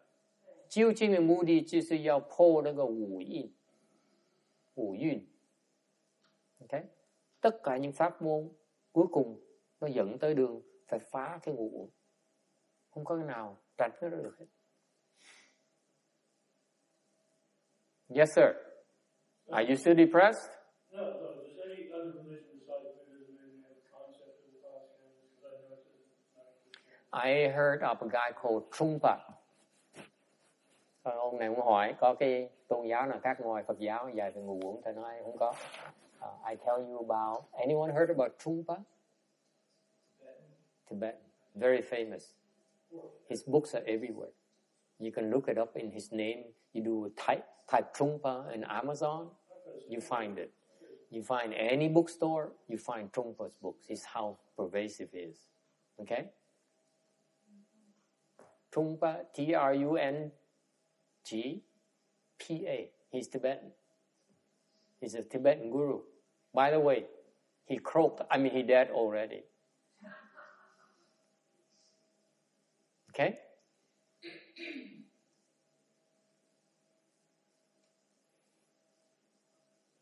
All these people, the Tibetans, the Vietnamese, the Chinese, the Japanese, the Americans, them too, they all have to break through the five skandhas. Tất cả những pháp môn đều phải phá ngũ uẩn.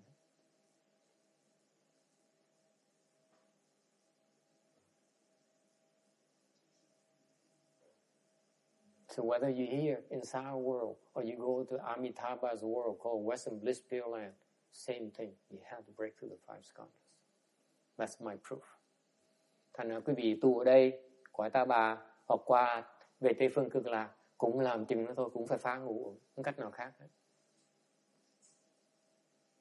Okay? You may not believe me right now. Doesn't matter. Because eventually, once your samadhi level increases, you have to break the five skandhas. Quý vị không cần tin thầy. Sau này quý vị khi mà trình độ có đủ định lực rồi, phải phá ngũ uẩn. So, it takes some higher level of samadhi power before you can break through the five skandhas. In order to break the five skandhas, you have to raise your samadhi power. Quý vị muốn phá cái ngũ uẩn, phải tăng trưởng định lực. There's no other way. You see? The Buddhist teaching is very consistent. Thì bên cái giáo lý Phật giáo, cách dạy Phật giáo rất là consistent. Consistent Việt là gì? Consistent. What's Vietnamese for consistent?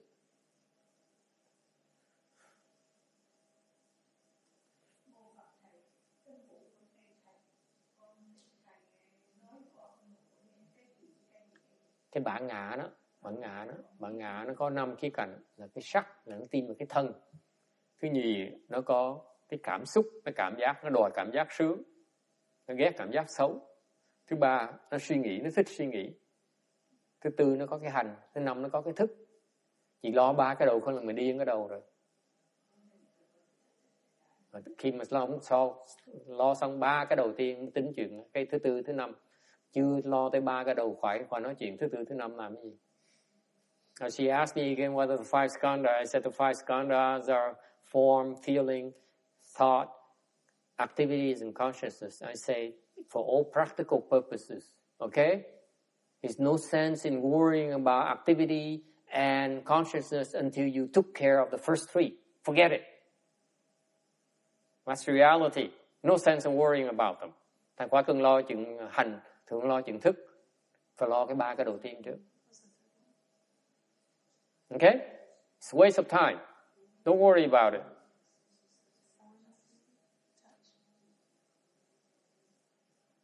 Okay? Yes, sir.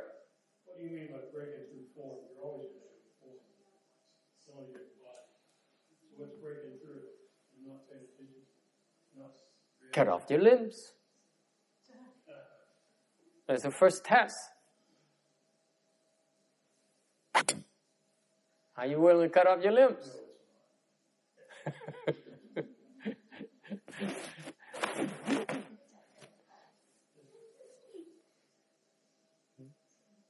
Right?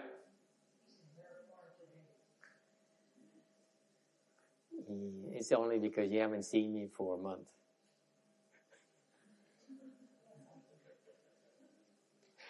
I'm always this good every Sunday after a good lunch. You've been cooking real good these past few lunches. Lunch is outstanding today, by the way.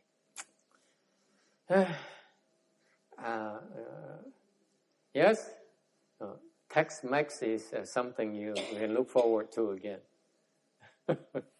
Okay, nghe rõ không? Can you just remember this? Okay, I don't care what you practice. You have to break through the five skandhas. Bất cứ cái vị tu pháp môn nào cũng phải phá cái ngũ uẩn. So you see, here's what happened. Here's the difficulty. Nó khó chỗ này. I'm going to answer Mr. Beaumont's question. How you break through the body? It's impossible, Beaumont says. Hey, Beaumont, I have news for you. Okay? Here's what happens. The five skandhas. Cái ngũ uẩn nó đặc biệt chỗ này. It is very special about the five skandhas. The five skandhas are like an onion. Cái ngũ uẩn giống như cái hành. The outer layer is form. Cái vỏ ngoài là cái hành, là cái sắc. Next layer is feeling. Cái vòng thứ nhì là cái thọ. Third layer is thoughts. Vòng thứ ba là tưởng. Therefore, we have to break through one layer at a time. Thành mình phải bỏ từng vòng và đi vào trong. The Buddha made an analogy in the Shranga mantra. Đức Phật dạy có một cái dùng một cái dù trong cái kinh Lăng Nghiêm đó. He says it's like five knots, giống như có 5 cái guốc. Okay? The innermost knot is here, is consciousness, and you make a knot on top of it.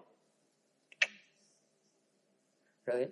And so what happens is you want to break through, you have to undo one knot at a time. Thành ra quý vị muốn phá cái ngũ uẩn là giống như mở cái guốc ra vậy, mình guốc từ ngoài mở trước, mở guốc vào trong sau. So it's from outside in, like peeling an onion. Isn't it beautiful? Thành muốn phá là rất dễ, là giống như lột cái hành vậy đó, lột từng lớp ở ngoài vào, nó vào trong. Cuối cùng, when you go inside, what's left when you go all the way inside the onion? Nothing. The self disappears. Thành quý vị, khi mà quý vị lột, you see, Vicky is so bored. And so, oh my God, not after such a heavy lunch. Okay?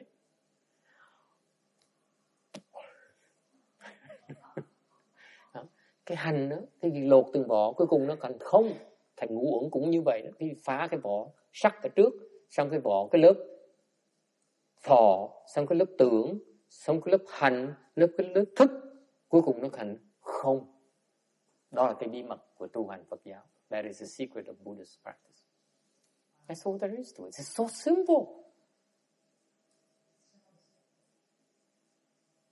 Yes, ma'am.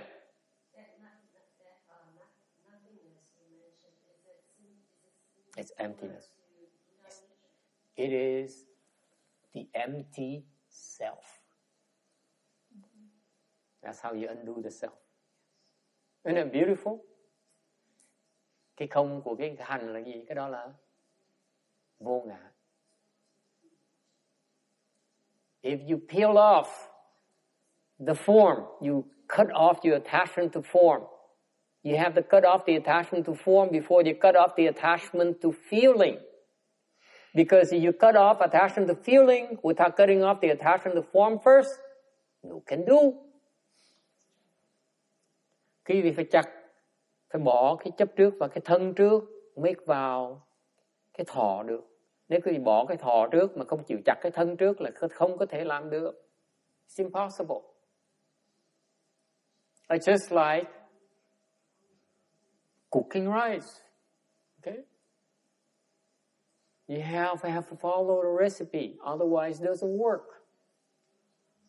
Everything requires a method.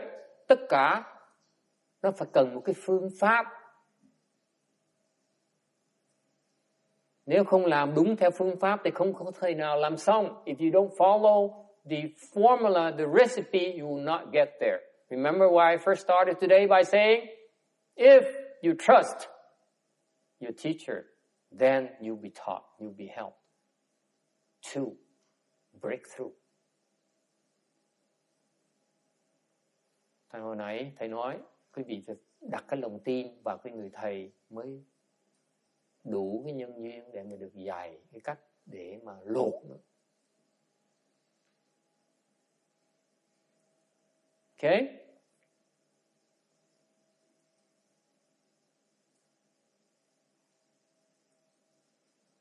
And that's why the people like John's colleagues who only recite Buddha's name and said, I don't listen to Vajra Sutra. I don't recite Amitabha Sutra. I don't do 49 days. I don't inhale. Okay? They will not make it. They are not practicing Pure Land. That's not true Pure Land. Thành những cái người mà nói với thầy là tôi chỉ niệm Phật thôi, tôi chỉ thiền thôi, tôi không niệm Phật.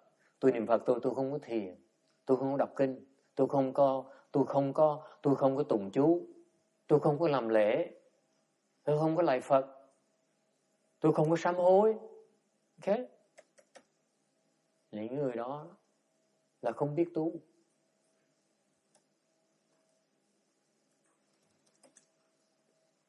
Okay? Any questions? Ai thắc mắc gì không?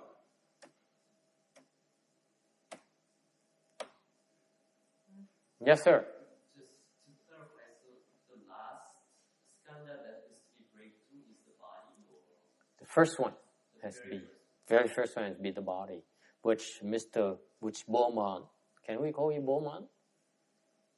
We know each other long enough, right? Which Beaumont says impossible. I said you'll have a body, that's all I said. You said, you didn't say, you only just got around to talking about attachment. You said breaking through. Breaking through the attachment to the body. Specify attachment. Attachment to the body. That's what it's clear. Yeah. That's when you say attachment. Attachment to the body. Okay? Questions? Any? Yes, sir. John. Little John. We call you Little John now, because Big John is coming.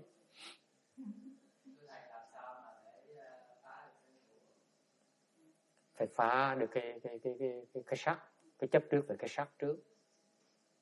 Thì có phương pháp để mà phá chấp trước về cái sắc.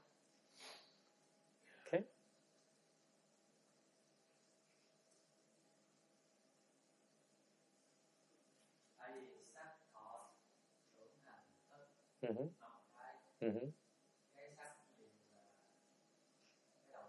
Sắc đầu tiên. Xong phá cái thọ. Ok.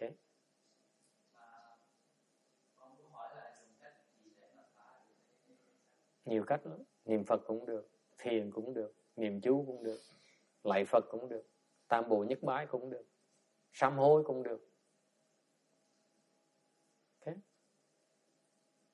Nghe giảng pháp cũng được. Đủ thứ phương pháp ấy. Tùy cái duyên mỗi người.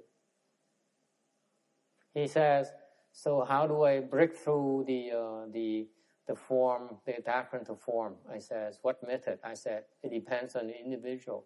If you have conditions with meditation, we teach you meditation. If you like to recite the Buddha's name, we teach you reciting the Buddha's name. If you like to bow, we teach you how to bow. You like to do repentances, do ceremonies, we teach you how to do ceremonies. You like to recite sutras, we teach you how to recite sutras. Okay? It depends on each person. It's so many ways. There's 84,000 ways to do it. Có 8,400,000 cách khác nhau để mà làm.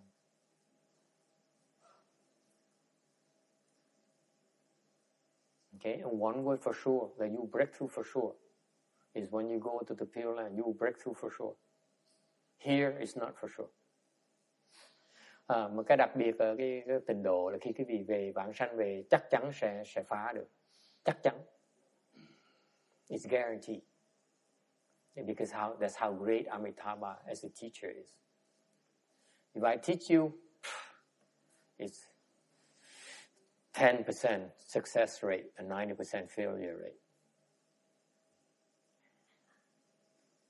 Amitabha, 100% success. Về với Ngài A Di Đà Phật, 100% sẽ phá được cái ngũ.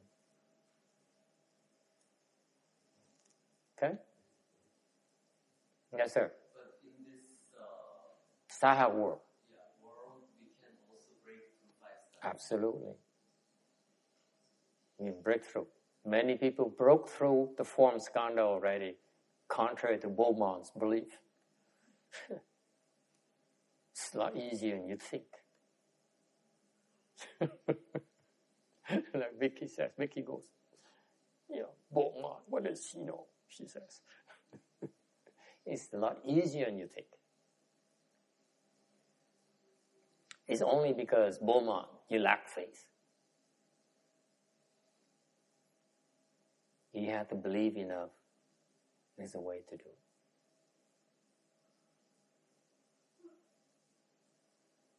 Okay? Questions? Ai thắc mắc gì khác không?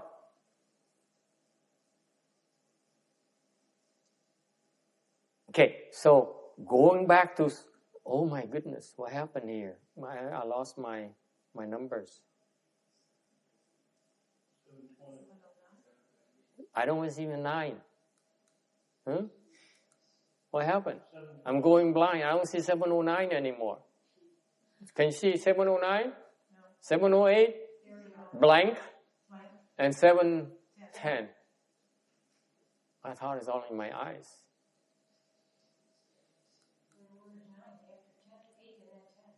Yeah. There's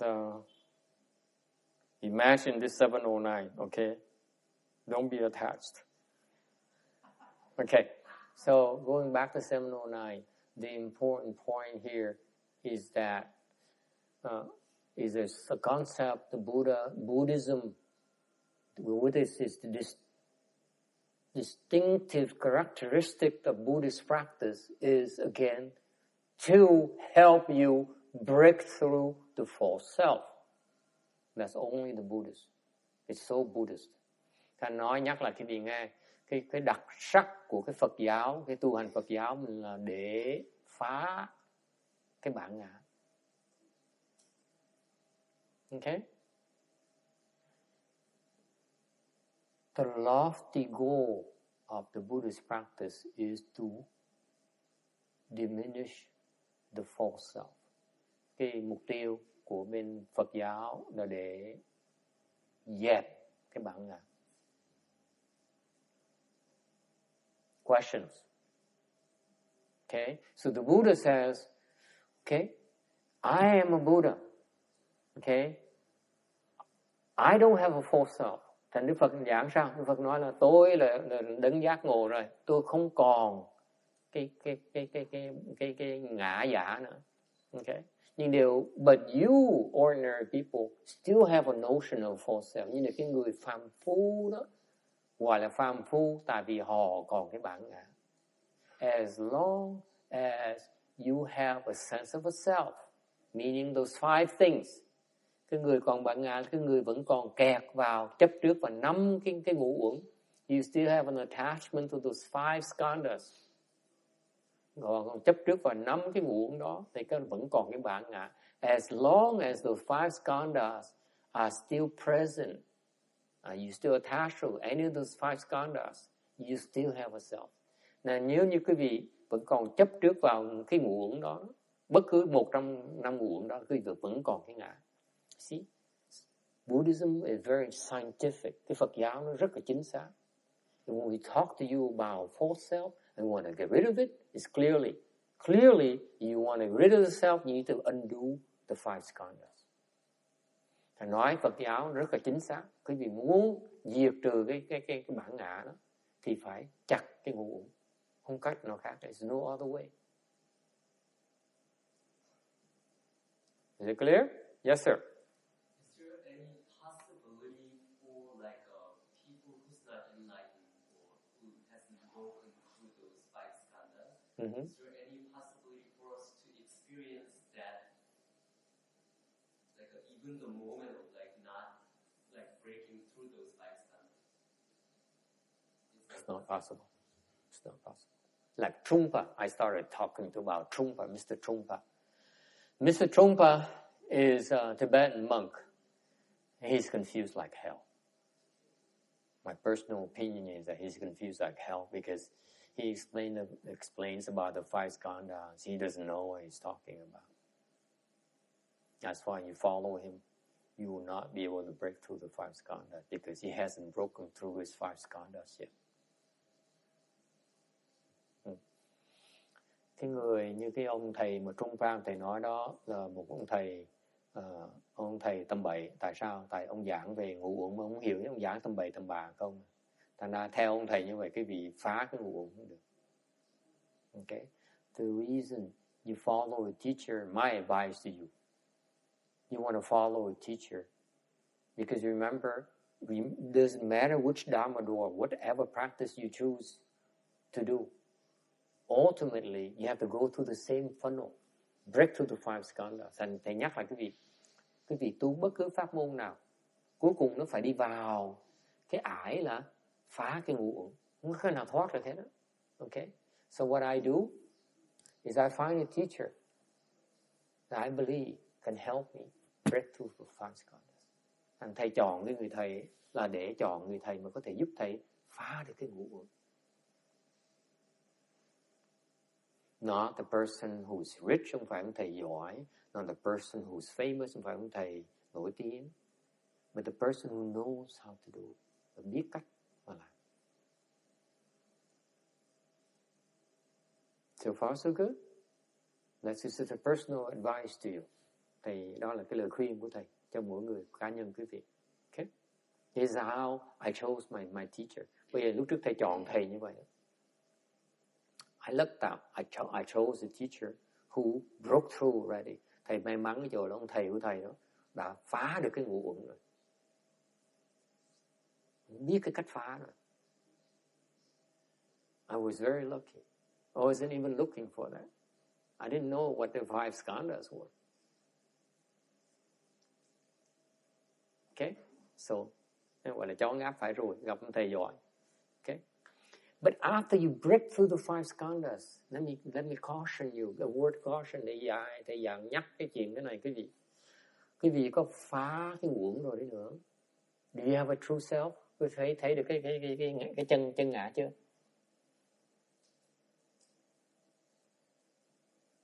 Can you find your true self?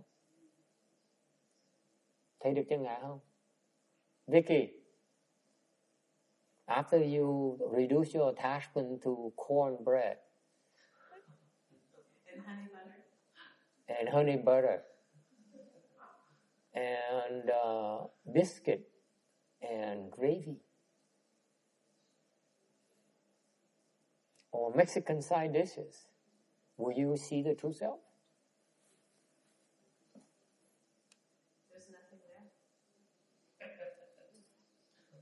Nothing left in life, right? I say, might as well die. Vicky says, Thầy nói đấy, tham ăn phở, bớt tham ăn phở, bớt tham ăn thịt heo nướng, chặt bớt mấy cái chấp trước đó rồi, thầy thấy được cái chân ngã không? Thì có người trả lời nó là về thôi, sống làm cái gì nữa? Yes? No, you don't see the true self yet. Vẫn chưa thấy chân ngã. But it's a requirement for you to see the true self. Chưa thấy chân ngã được, nhưng để cái đó phải điều kiện để quý vị đưa, đó là một cái quá trình quan trọng để mà tới thấy được cái chân ngã. It's only a major milestone to get to see the true self. Đó chỉ là một cái mục tiêu tạm thời mà cần thiết phải đi ngang qua, phải đạt tới mới có thấy được cái chân ngã. Okay? So please be humble. Don't run to me after you broke through the five skandhas and say, Eureka, Eureka, Master, I've seen my true self. I say, no, you haven't. Okay? Okay? You heard it from me first. Be careful. It's not the true self yet. Okay. All right. So the Buddha here, going back to slide 709, the Buddha says, you ordinary people have a notion of self.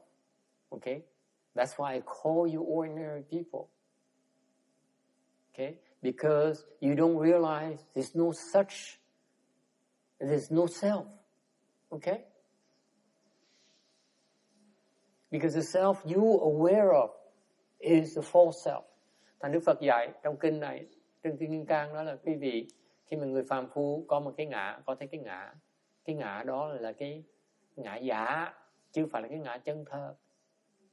Okay? 710, let's move on. 709 bothers me. I'm so attached with 709, invisible 709. Yes, sir. Isn't the case that, like, you end the feeling skandha, that's the fourth stage arhatship? No. Don't speak nonsense. Sacrilege. These young Americans, they think they know everything. No, it's not. Hôm nay nói phải mình phá qua cái thọ là tứ quả La Hán, thì nó tầm bậy, nói tầm bậy tầm bạ. Absolutely not. But it's for me to know, for you to find out. Okay, any other questions? After you break through the five skandhas, sau khi quý vị phá được cái ngũ uẩn rồi, okay, sau khi cái ngã quý vị nó chết rồi, after yourself, your false self dies. The key word is dies. Sau khi cái bản ngã giả quý vị mà nó, cái giả đó mà nó chết rồi đó, cái chữ quan trọng là chữ chết đó. Một chẳng theo你的自我那个虚我死掉了，我强调这个是死。Your false self have to die. It's how violent Buddhism. We kill the false self. Phật giáo nhiều khi nó hơi hung bạo một tí, phải giết cái bản ngã. You have to kill the false self.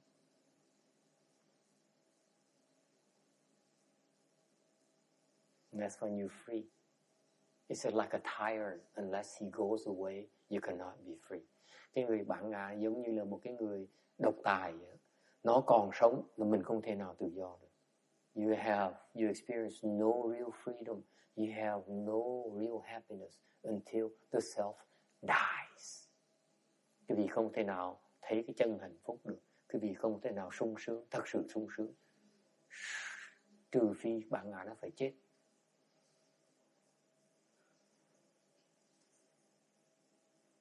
It's the same one, the same tyrant that says, undoing the attachment to the body, that's impossible. That's the self who's speaking. That's why you don't listen to it. I don't listen to it. I say, Bowman is confused. Bowman's self is so big. He negates it. He refutes it. That's impossible. That's the self right there. I trust me. I don't trust you. I know me. I don't trust you. That's why I said Bowman about the faith. You must develop the faith that someone knows more than you, and you have to follow instructions. Then it's possible. Can you believe me? That's very important. Don't take it lightly. Unless you have faith, you will not be able to break through. Ngày hôm nay thầy nói dạy cái việc bài học rất là quan trọng. Thầy bắt đầu. See, I started with that already. 10 minutes, 15 minutes into a lecture, I said, very important, second ingredient. Remember, I teach you the principles. Thầy giảng cái gì, nhắc lại nhấn mạnh cái gì ngày hôm nay. Thầy bắt đầu 10 phút, thầy giảng cái thầy nói có 2 chuyện quan trọng. Thứ nhất là học cái chân lý. Number 2, what? You have to develop faith. Quý vị phát cái lòng tin. You have to develop faith in your teacher's instruction. Phải tin cái lời dạy của ông thầy. Because you have to follow instruction for you to break through the 5 skandhas. Quý vị phải tin lời dạy ông thầy, làm theo như ông thầy dạy mới phá được cái ngũ uẩn. If you at any point in time, like Bowman here says, it's impossible. How is it possible? That's the self refuting, rejecting the teacher, the teachings. Remember that, Bowman. Okay? Does it help? It's very simple. The pitfalls, they're so easy to recognize. What was the first principle? The first principle? 5 skandhas. You have to break through. You have to break through 5 skandhas. No excuse. Tất cả phương pháp tu đều phải phá cái ngũ uẩn hết. Nghe rõ không? Muốn phá ngũ uẩn phải tin cái lời dạy ông thầy dạy, phải tin ông thầy, tìm ông thầy mà có thể phá, biết cách phá, mà tin, nghe lời ông thì ông sẽ giúp cho mà phá. Nó giản dị như vậy. It's that simple. It's only one way. Okay? Keep in mind you want to break through the 5 skandhas. You know that already. Now you have to develop the faith. Một khi cái vị tin là có ngũ uẩn phải phá, thì thứ nhì là phải phá cái lòng tin của lời ông thầy. That's why my first generation disciples, they failed miserably because they never developed the faith. That's why they never taught how to break through.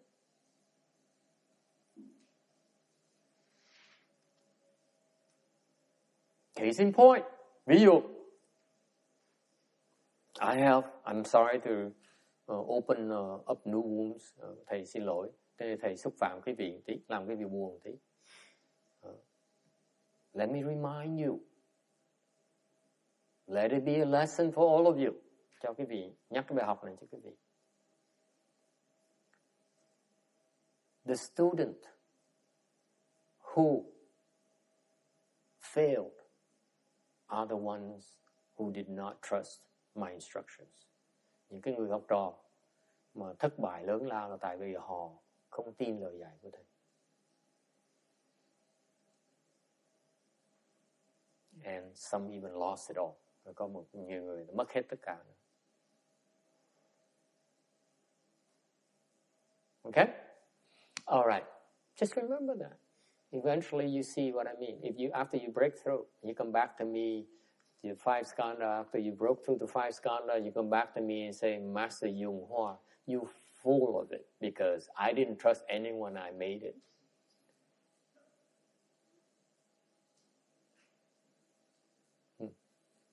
I have yet to hear that. Yes, sir.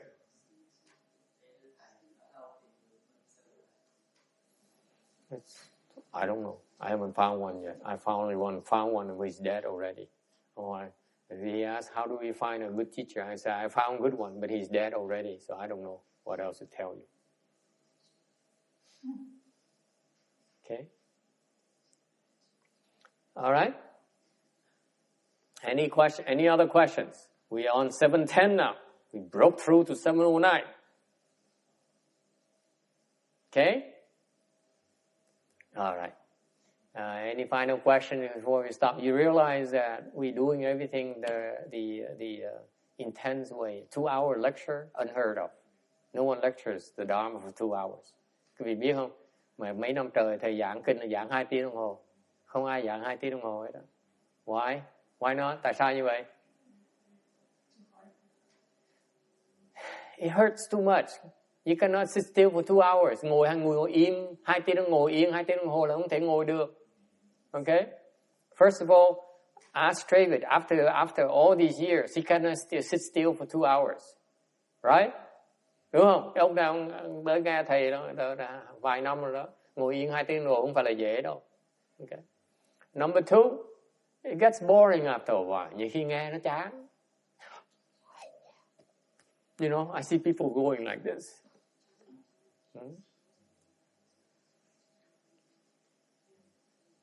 All right. But you see, it's been 2 hours already. Ngày hôm nay là 2 tiếng đồng hồ. When I was younger, when I first started, we'd go like 2.5 hours. Remember, both 2.5 hours, 3 hours even sometimes. Nhiều khi lúc đầu mấy năm đầu đó, giảng như 2 tiếng rưỡi, 3 tiếng đồng hồ. Sometimes we went to 3.5 hours. It's crazy. Huh? Yeah, initially when I first came, I was trying to impress. What can I say?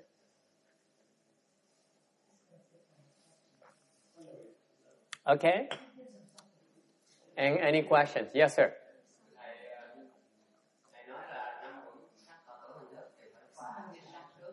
Mình không thấy trong kinh Kim Cang là ông dạy là khi nói cái tâm không mà thích có nói cái tâm cái sắc là làm sao? Tức là nói phải quán cái tâm không. Và cái tâm này là cái gì?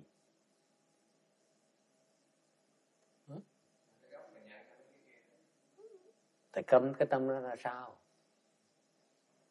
Cái Kim Cang là chỉ cái lý thuyết về cái chấp tướng thôi. Nhưng đều trong Kim Cang không có dạy cái phương pháp để mà phá đó. Thành mỗi kinh nó có dùng nó khác nhau. Kinh Kim Cang là cho quý vị biết cái lý thuyết thôi, để không dạy quý vị cái phương pháp phá. Giống như cái người ta dạy niệm Phật, ta dạy niệm Phật thôi, để ta không dạy cái vị phương pháp để mà dùng cái niệm Phật để mà phá. Nó khác nhau. Okay. Nếu quý vị học niệm Phật mà không chịu học cái phương pháp để mà phá ngu uẩn thì suốt đời quý vị chỉ niệm Phật thôi, cái vị phá nó không được. Quý vị thiền, suốt đời chỉ thiền thôi mà không chịu học cái phương pháp để phá cái ngu uẩn thì cuối cùng quý vị chỉ ngồi thiền thôi, quý vị sẽ không đi tới đâu hết. Ráng mà chịu. Đó tại vì thầy quý vị chưa hiểu được tầm quan trọng của phá ngu uẩn, thành không khuyến khích quý vị tới đó. So how come these smart Alex? How come the Vajra Sutra teaches about the mind? Okay, it doesn't say anything about 5 skandhas. Why you bring up the 5 skandhas? I said that mind the sutra talks about. What is it? What is it? It doesn't have an answer. I said, you see, because this Vajra Sutra, the purpose is not to help you break through the 5 skandhas. The Vajra Sutra is to help you recognize, okay, the attachment, the layers of attachment. That's it. But it's not designed to help you break through those attachments. Okay?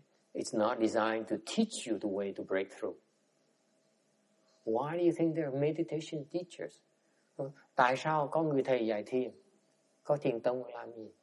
Because meditation is a branch of Buddhism that specializes in breaking through 5 skandhas. Tại sao cái thiền tông nó quan trọng bên Đại Thừa? Tại vì cái thiền tông là cái phái, cái tông phái chuyên môn phá cái nguồn. That's why chant, that's why I teach chant, because I want to reiterate the importance of chant in Buddhism, because it has the methodology to break through the five skandhas.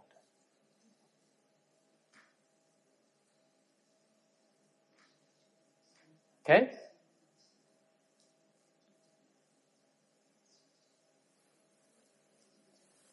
All right. Any other questions?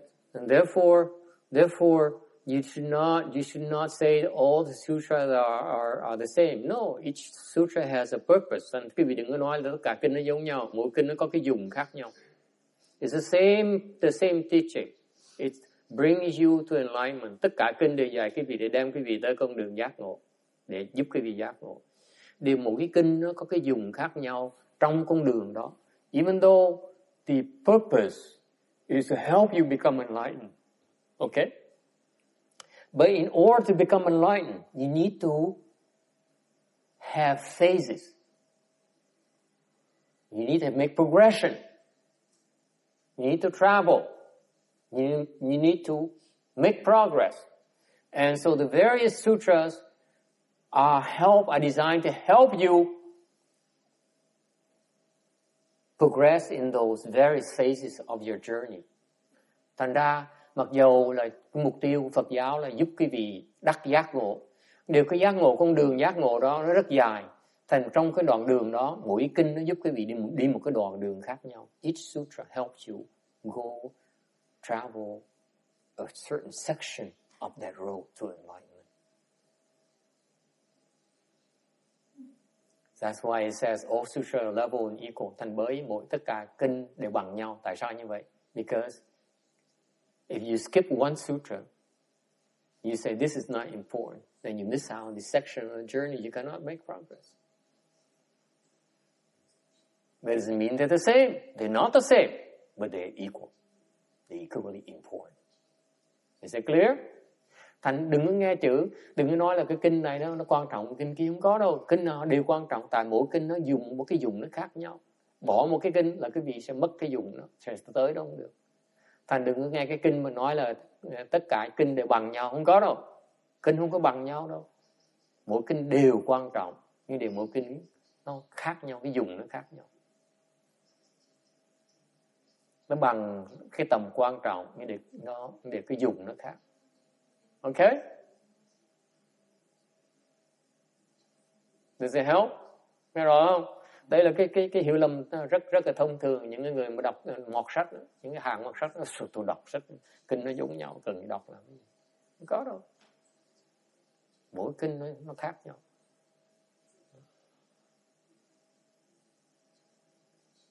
Okay? Any questions? Yes, sir. It's just a technical question. Yes, I love technical questions. Like to increase my samadhi power, I'm just trying to sit for 1 hour every day. Yes, that's good. But it just really hurts me, the leg. Oh, really? Surprise.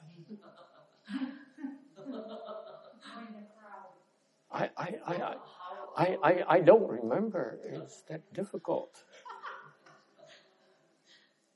Yes. So how important it is to have the leg that form like either lotus or half lotus,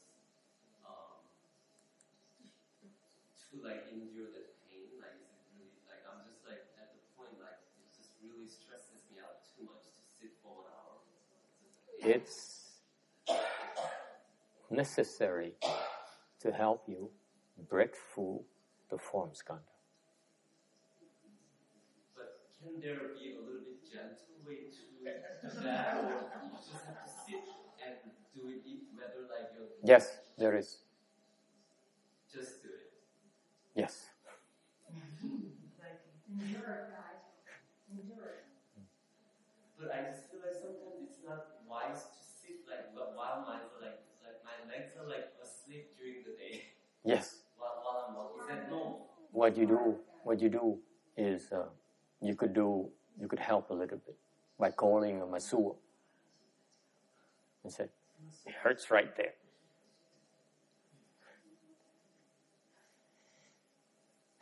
There's in Buddhism, and there is a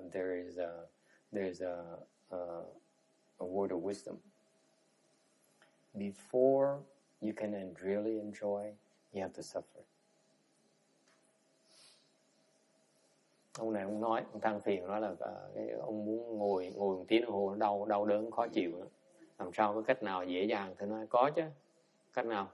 Ngồi tiếp đi.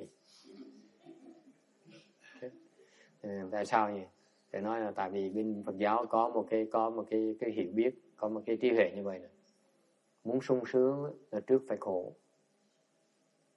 I repeat the word of wisdom for you. Before you can enjoy yourself, you have to suffer. It's no other way. Không cách nào khác hết. Trước khi muốn sung sướng, phải khổ. I know it sounds a little bit masochistic and sadist, but it's true. Nó hơi khó nghe, hơi sốc tai, nhưng đều sự thật như vậy.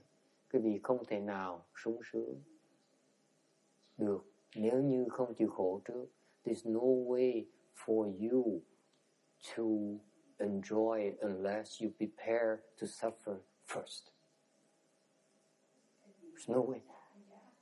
I cannot think of any instance where you can enjoy it without paying the price for it first. There's no way. Không cách nào khác hết. In other words, another way to look at it is this. If you're suffering, then the pleasure is coming, the joy is coming. Nói cách khác, nếu đang khổ, là cái vui nó sắp đến rồi. The joy is coming, it's on its way. There's no need to be obsessed about the pain. Không cần phải lo cái đau. Okay?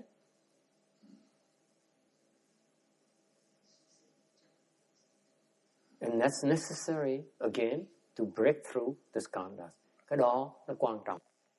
Will the Sangha with great virtues out of compassion for the sake of this assembly and all living beings, please turn the wonderful Dharma wheel to teach us how to leave suffering, attain bliss and birth and death, and quickly realize non-birth. Hướng đến đại đức tận tình, vì thứ pháp hội cấp nhất thiết chúng sanh. Tình duyên diệu bao luân giao đau ngã môn, như á liêu sanh thoát tự ly khổ đắc lạc.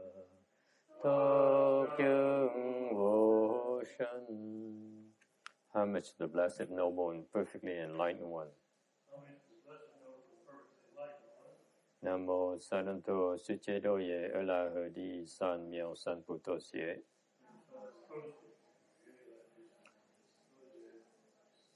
Nam mô Tarakta Tuya Daya Ala De Tam Miao Tam Mô Đà Toa.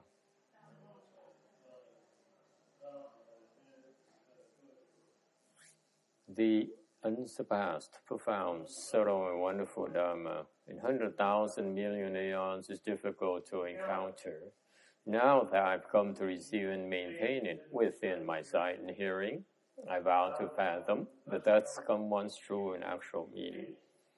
Wu shang sheng sheng wei miao fa bai jian wan jian an zao yu wo jin jian wen de shou qu yan. Will the Sangha with great virtues out of compassion for the sake of this assembly and all living beings, please turn the wonderful Dharma wheel to teach us how to leave suffering, attain bliss and birth and death, and quickly realize non-birth. Hướng đến đại đức tận tình,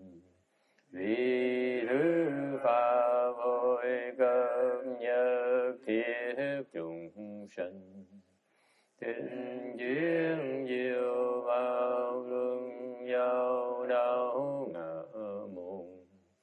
Như á liêu sanh thoát tư ly khổ đạc là thất chứng vô sanh. Homage to the Blessed, Noble, and Perfectly Enlightened One. Nam mô Saranto Suchedoye Elahadi San Miao San Putosye.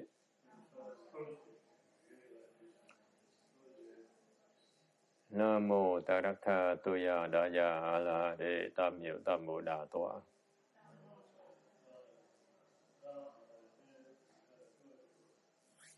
The unsurpassed, profound, subtle, and wonderful Dharma in 100,000 million aeons is difficult to encounter. Now that I've come to receive and maintain it within my sight and hearing, I vow to fathom that that's come one's true and actual meaning. Wu shang sheng sheng wei miao fa bai jian wan jian an zao yu wo jin jian wen de shou qu yan jie ru lai zhen shu yi. All Buddhas and Bodhisattvas, Venerable Sixth Patriarch, Venerable Shenhua, Venerable Novices, and all good advisors, Amitabha. 诸佛菩萨、六祖、师父、上人，各位上美、各位善知識，阿彌陀佛。Chư Phật Bồ Tát, kính thưa lục tổ hòa thượng Kiến Hoa, quý thầy và quý vị thiện tri thức A Di Đà Phật.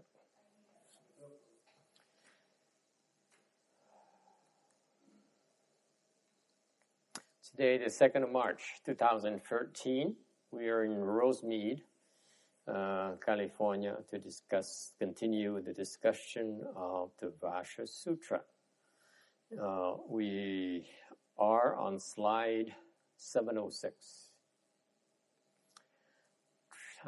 Sutra text, Shubhuti, the existence of a self spoken of the Tathagata is no existence of a self. But common people take it as the existence of a self. Shubhuti.